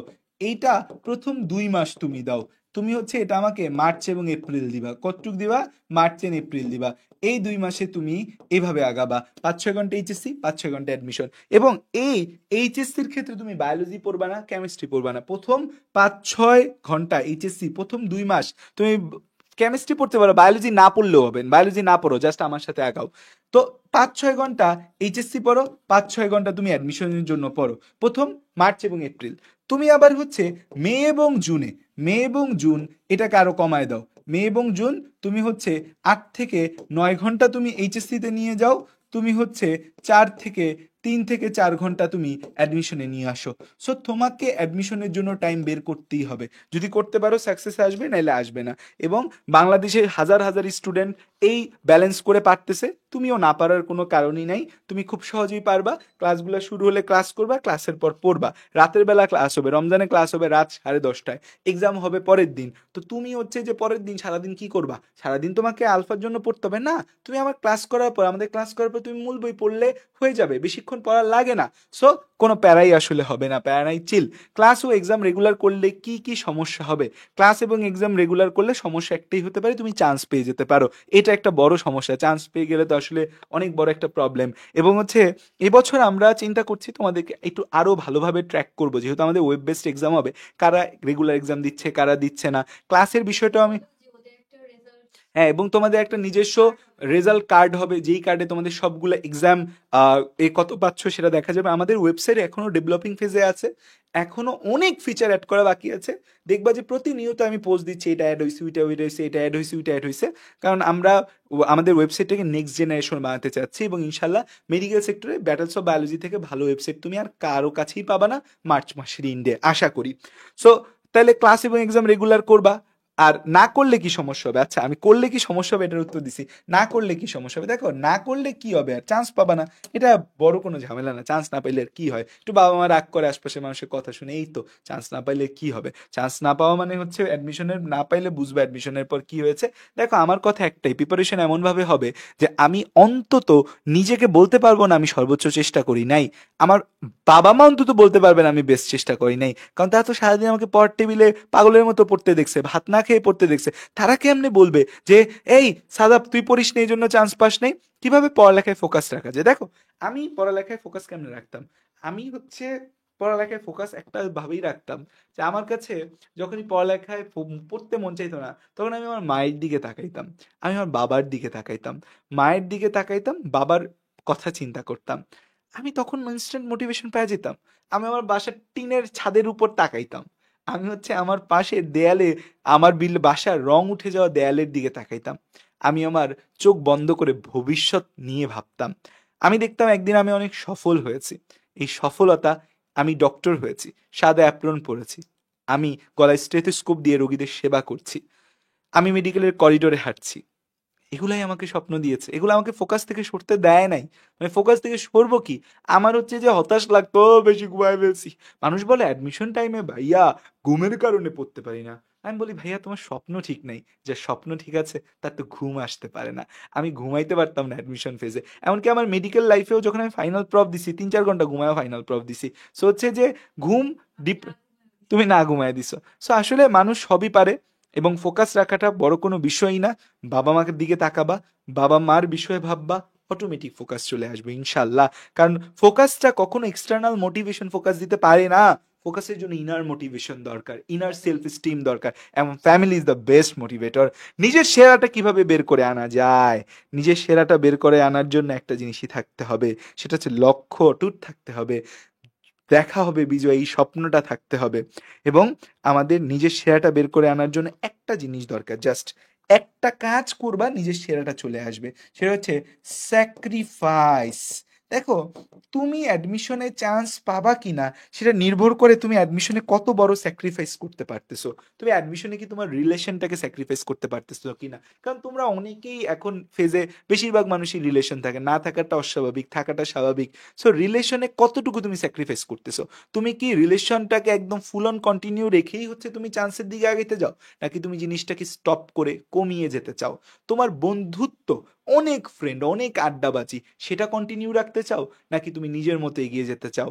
তোমার মুভি দেখার, সিরিজ দেখার নেশা, সেটা বন্ধ করতে, সেটা নিয়ে আগাইতে চাও, নাকি তুমি সেটা বন্ধ করতে চাও? তুমি নামাজ পড়ো না, তুমি কি নামাজ শুরু করে আগাইতে চাও, নাকি নামাজ না পড়ে আগাইতে চাও?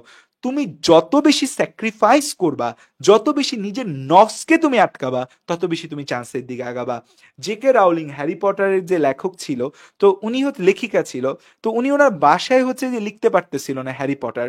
সো এবং ওনার বাচ্চা কাচ্চা ছোটখাটো ছিল, অনেক ঝামেলা করতেছিল, তো উনি বাসা ছেড়ে হচ্ছে একটা হোটেলে গিয়ে তিনি হ্যারি পটার লিখছে, মনোযোগ দেওয়ার জন্য, স্যাক্রিফাইস ছিল।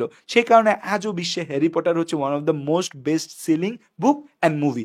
এবং দুনিয়ায় হাজার হাজার বিষয় আছে, তুমি যদি আমাদের প্রিয় নবী রাসূল সাল্লাল্লাহু আলাইহি সাল্লামের কথাই চিন্তা করো, আমাদের সকলের জন্য আদর্শ, যাকে আসলে আমাদের আদর্শ হিসেবে দেখা উচিত, রাসূল সাল্লাল্লাহু আলাইহি সাল্লাম এই ইসলামের সন্ধান নিয়ে তিনি খুবই হতাশ ছিলেন।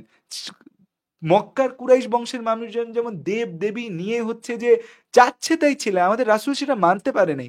আমাদের রাসূল সাল্লাল্লাহু আলাইহি সাল্লাম সত্যের সন্ধানে হেরা গুহাতে গিয়ে আশ্রয় নিয়েছিলেন, যেটা আমি হজে গিয়ে দেখছিলাম 1000 ফুটের উপরে হবে হেরা গুহা, বা কাছাকাছি হবে। সেই হেরা গুহাতে আমাদের রাসূল সাল্লাল্লাহু আলাইহি ওয়াসাল্লাম ধ্যানমগ্ন ছিলেন। তিনি খাবারের কথা চিন্তা করেনি, ব্যবসার কথা চিন্তা করেনি, চারপাশের কথা চিন্তা করেনি। তার প্রিয়তমা স্ত্রী আম্মাজান খাদিজা রাদিয়াল্লাহু আনহা তাকে হচ্ছে যে খাবার দিয়ে আসছে, সেই উপরে চড়ে চড়ে আলী রাদিয়াল্লাহু আনহু তাকে খাবার দিয়ে আসছে। সো এই যে এক একজনের স্যাক্রিফাইস, সেই স্যাক্রিফাইস কিন্তু আমাদের নবীর উপর অবশ্যই কিতাব নাজিল হইতো, কিন্তু আমাদের নবী কিন্তু স্যাক্রিফাইসও করছে। স্যাক্রিফাইস কিন্তু তিনি করছে, এবং আল্লাহ স্যাক্রিফাইসটাই দেখতে চায় তুমি কত বড় স্যাক্রিফাইস, কুরবানি তুমি কত বড় দিতে পারতেছো। তোমার কুরবানি যত বড় হবে, তোমার সফলতা তত বড় হবে।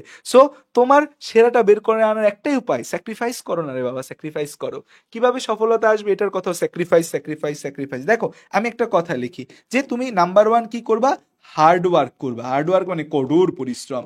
তুমি হচ্ছে দোয়া করবা, যে প্রচুর ইবাদত করবা, এবং তুমি স্যাক্রিফাইস করবা। তোমার সাকসেস আসবে না তো কার সাকসেস আসবে? তোমার সাকসেস আসবে না তো কার সাকসেস আসবে? মন্টুর সাকসেস আসবে? বল্টুর সাকসেস আসবে? আসবে না। এবং এই যে দোয়াটা, 5 ওয়াক্ত নামাজ, দেখো সামনে রমজান মাস আছে, ভালো হয়ে যাওয়ার সময় এখনই 5 ওয়াক্ত নামাজ শুরু করো। ছেলেরা, আমি স্কুল কলেজ লাইফে দেখছি তারাবি নামাজ পড়ে না। বন্ধু, তারাবি নামাজ পড়লে না পড়ালেখা করার সময় পাওয়া যাবে না। আরে বলো, তারাবি না পড়লে তো তোর পড়ালেখা হবে না।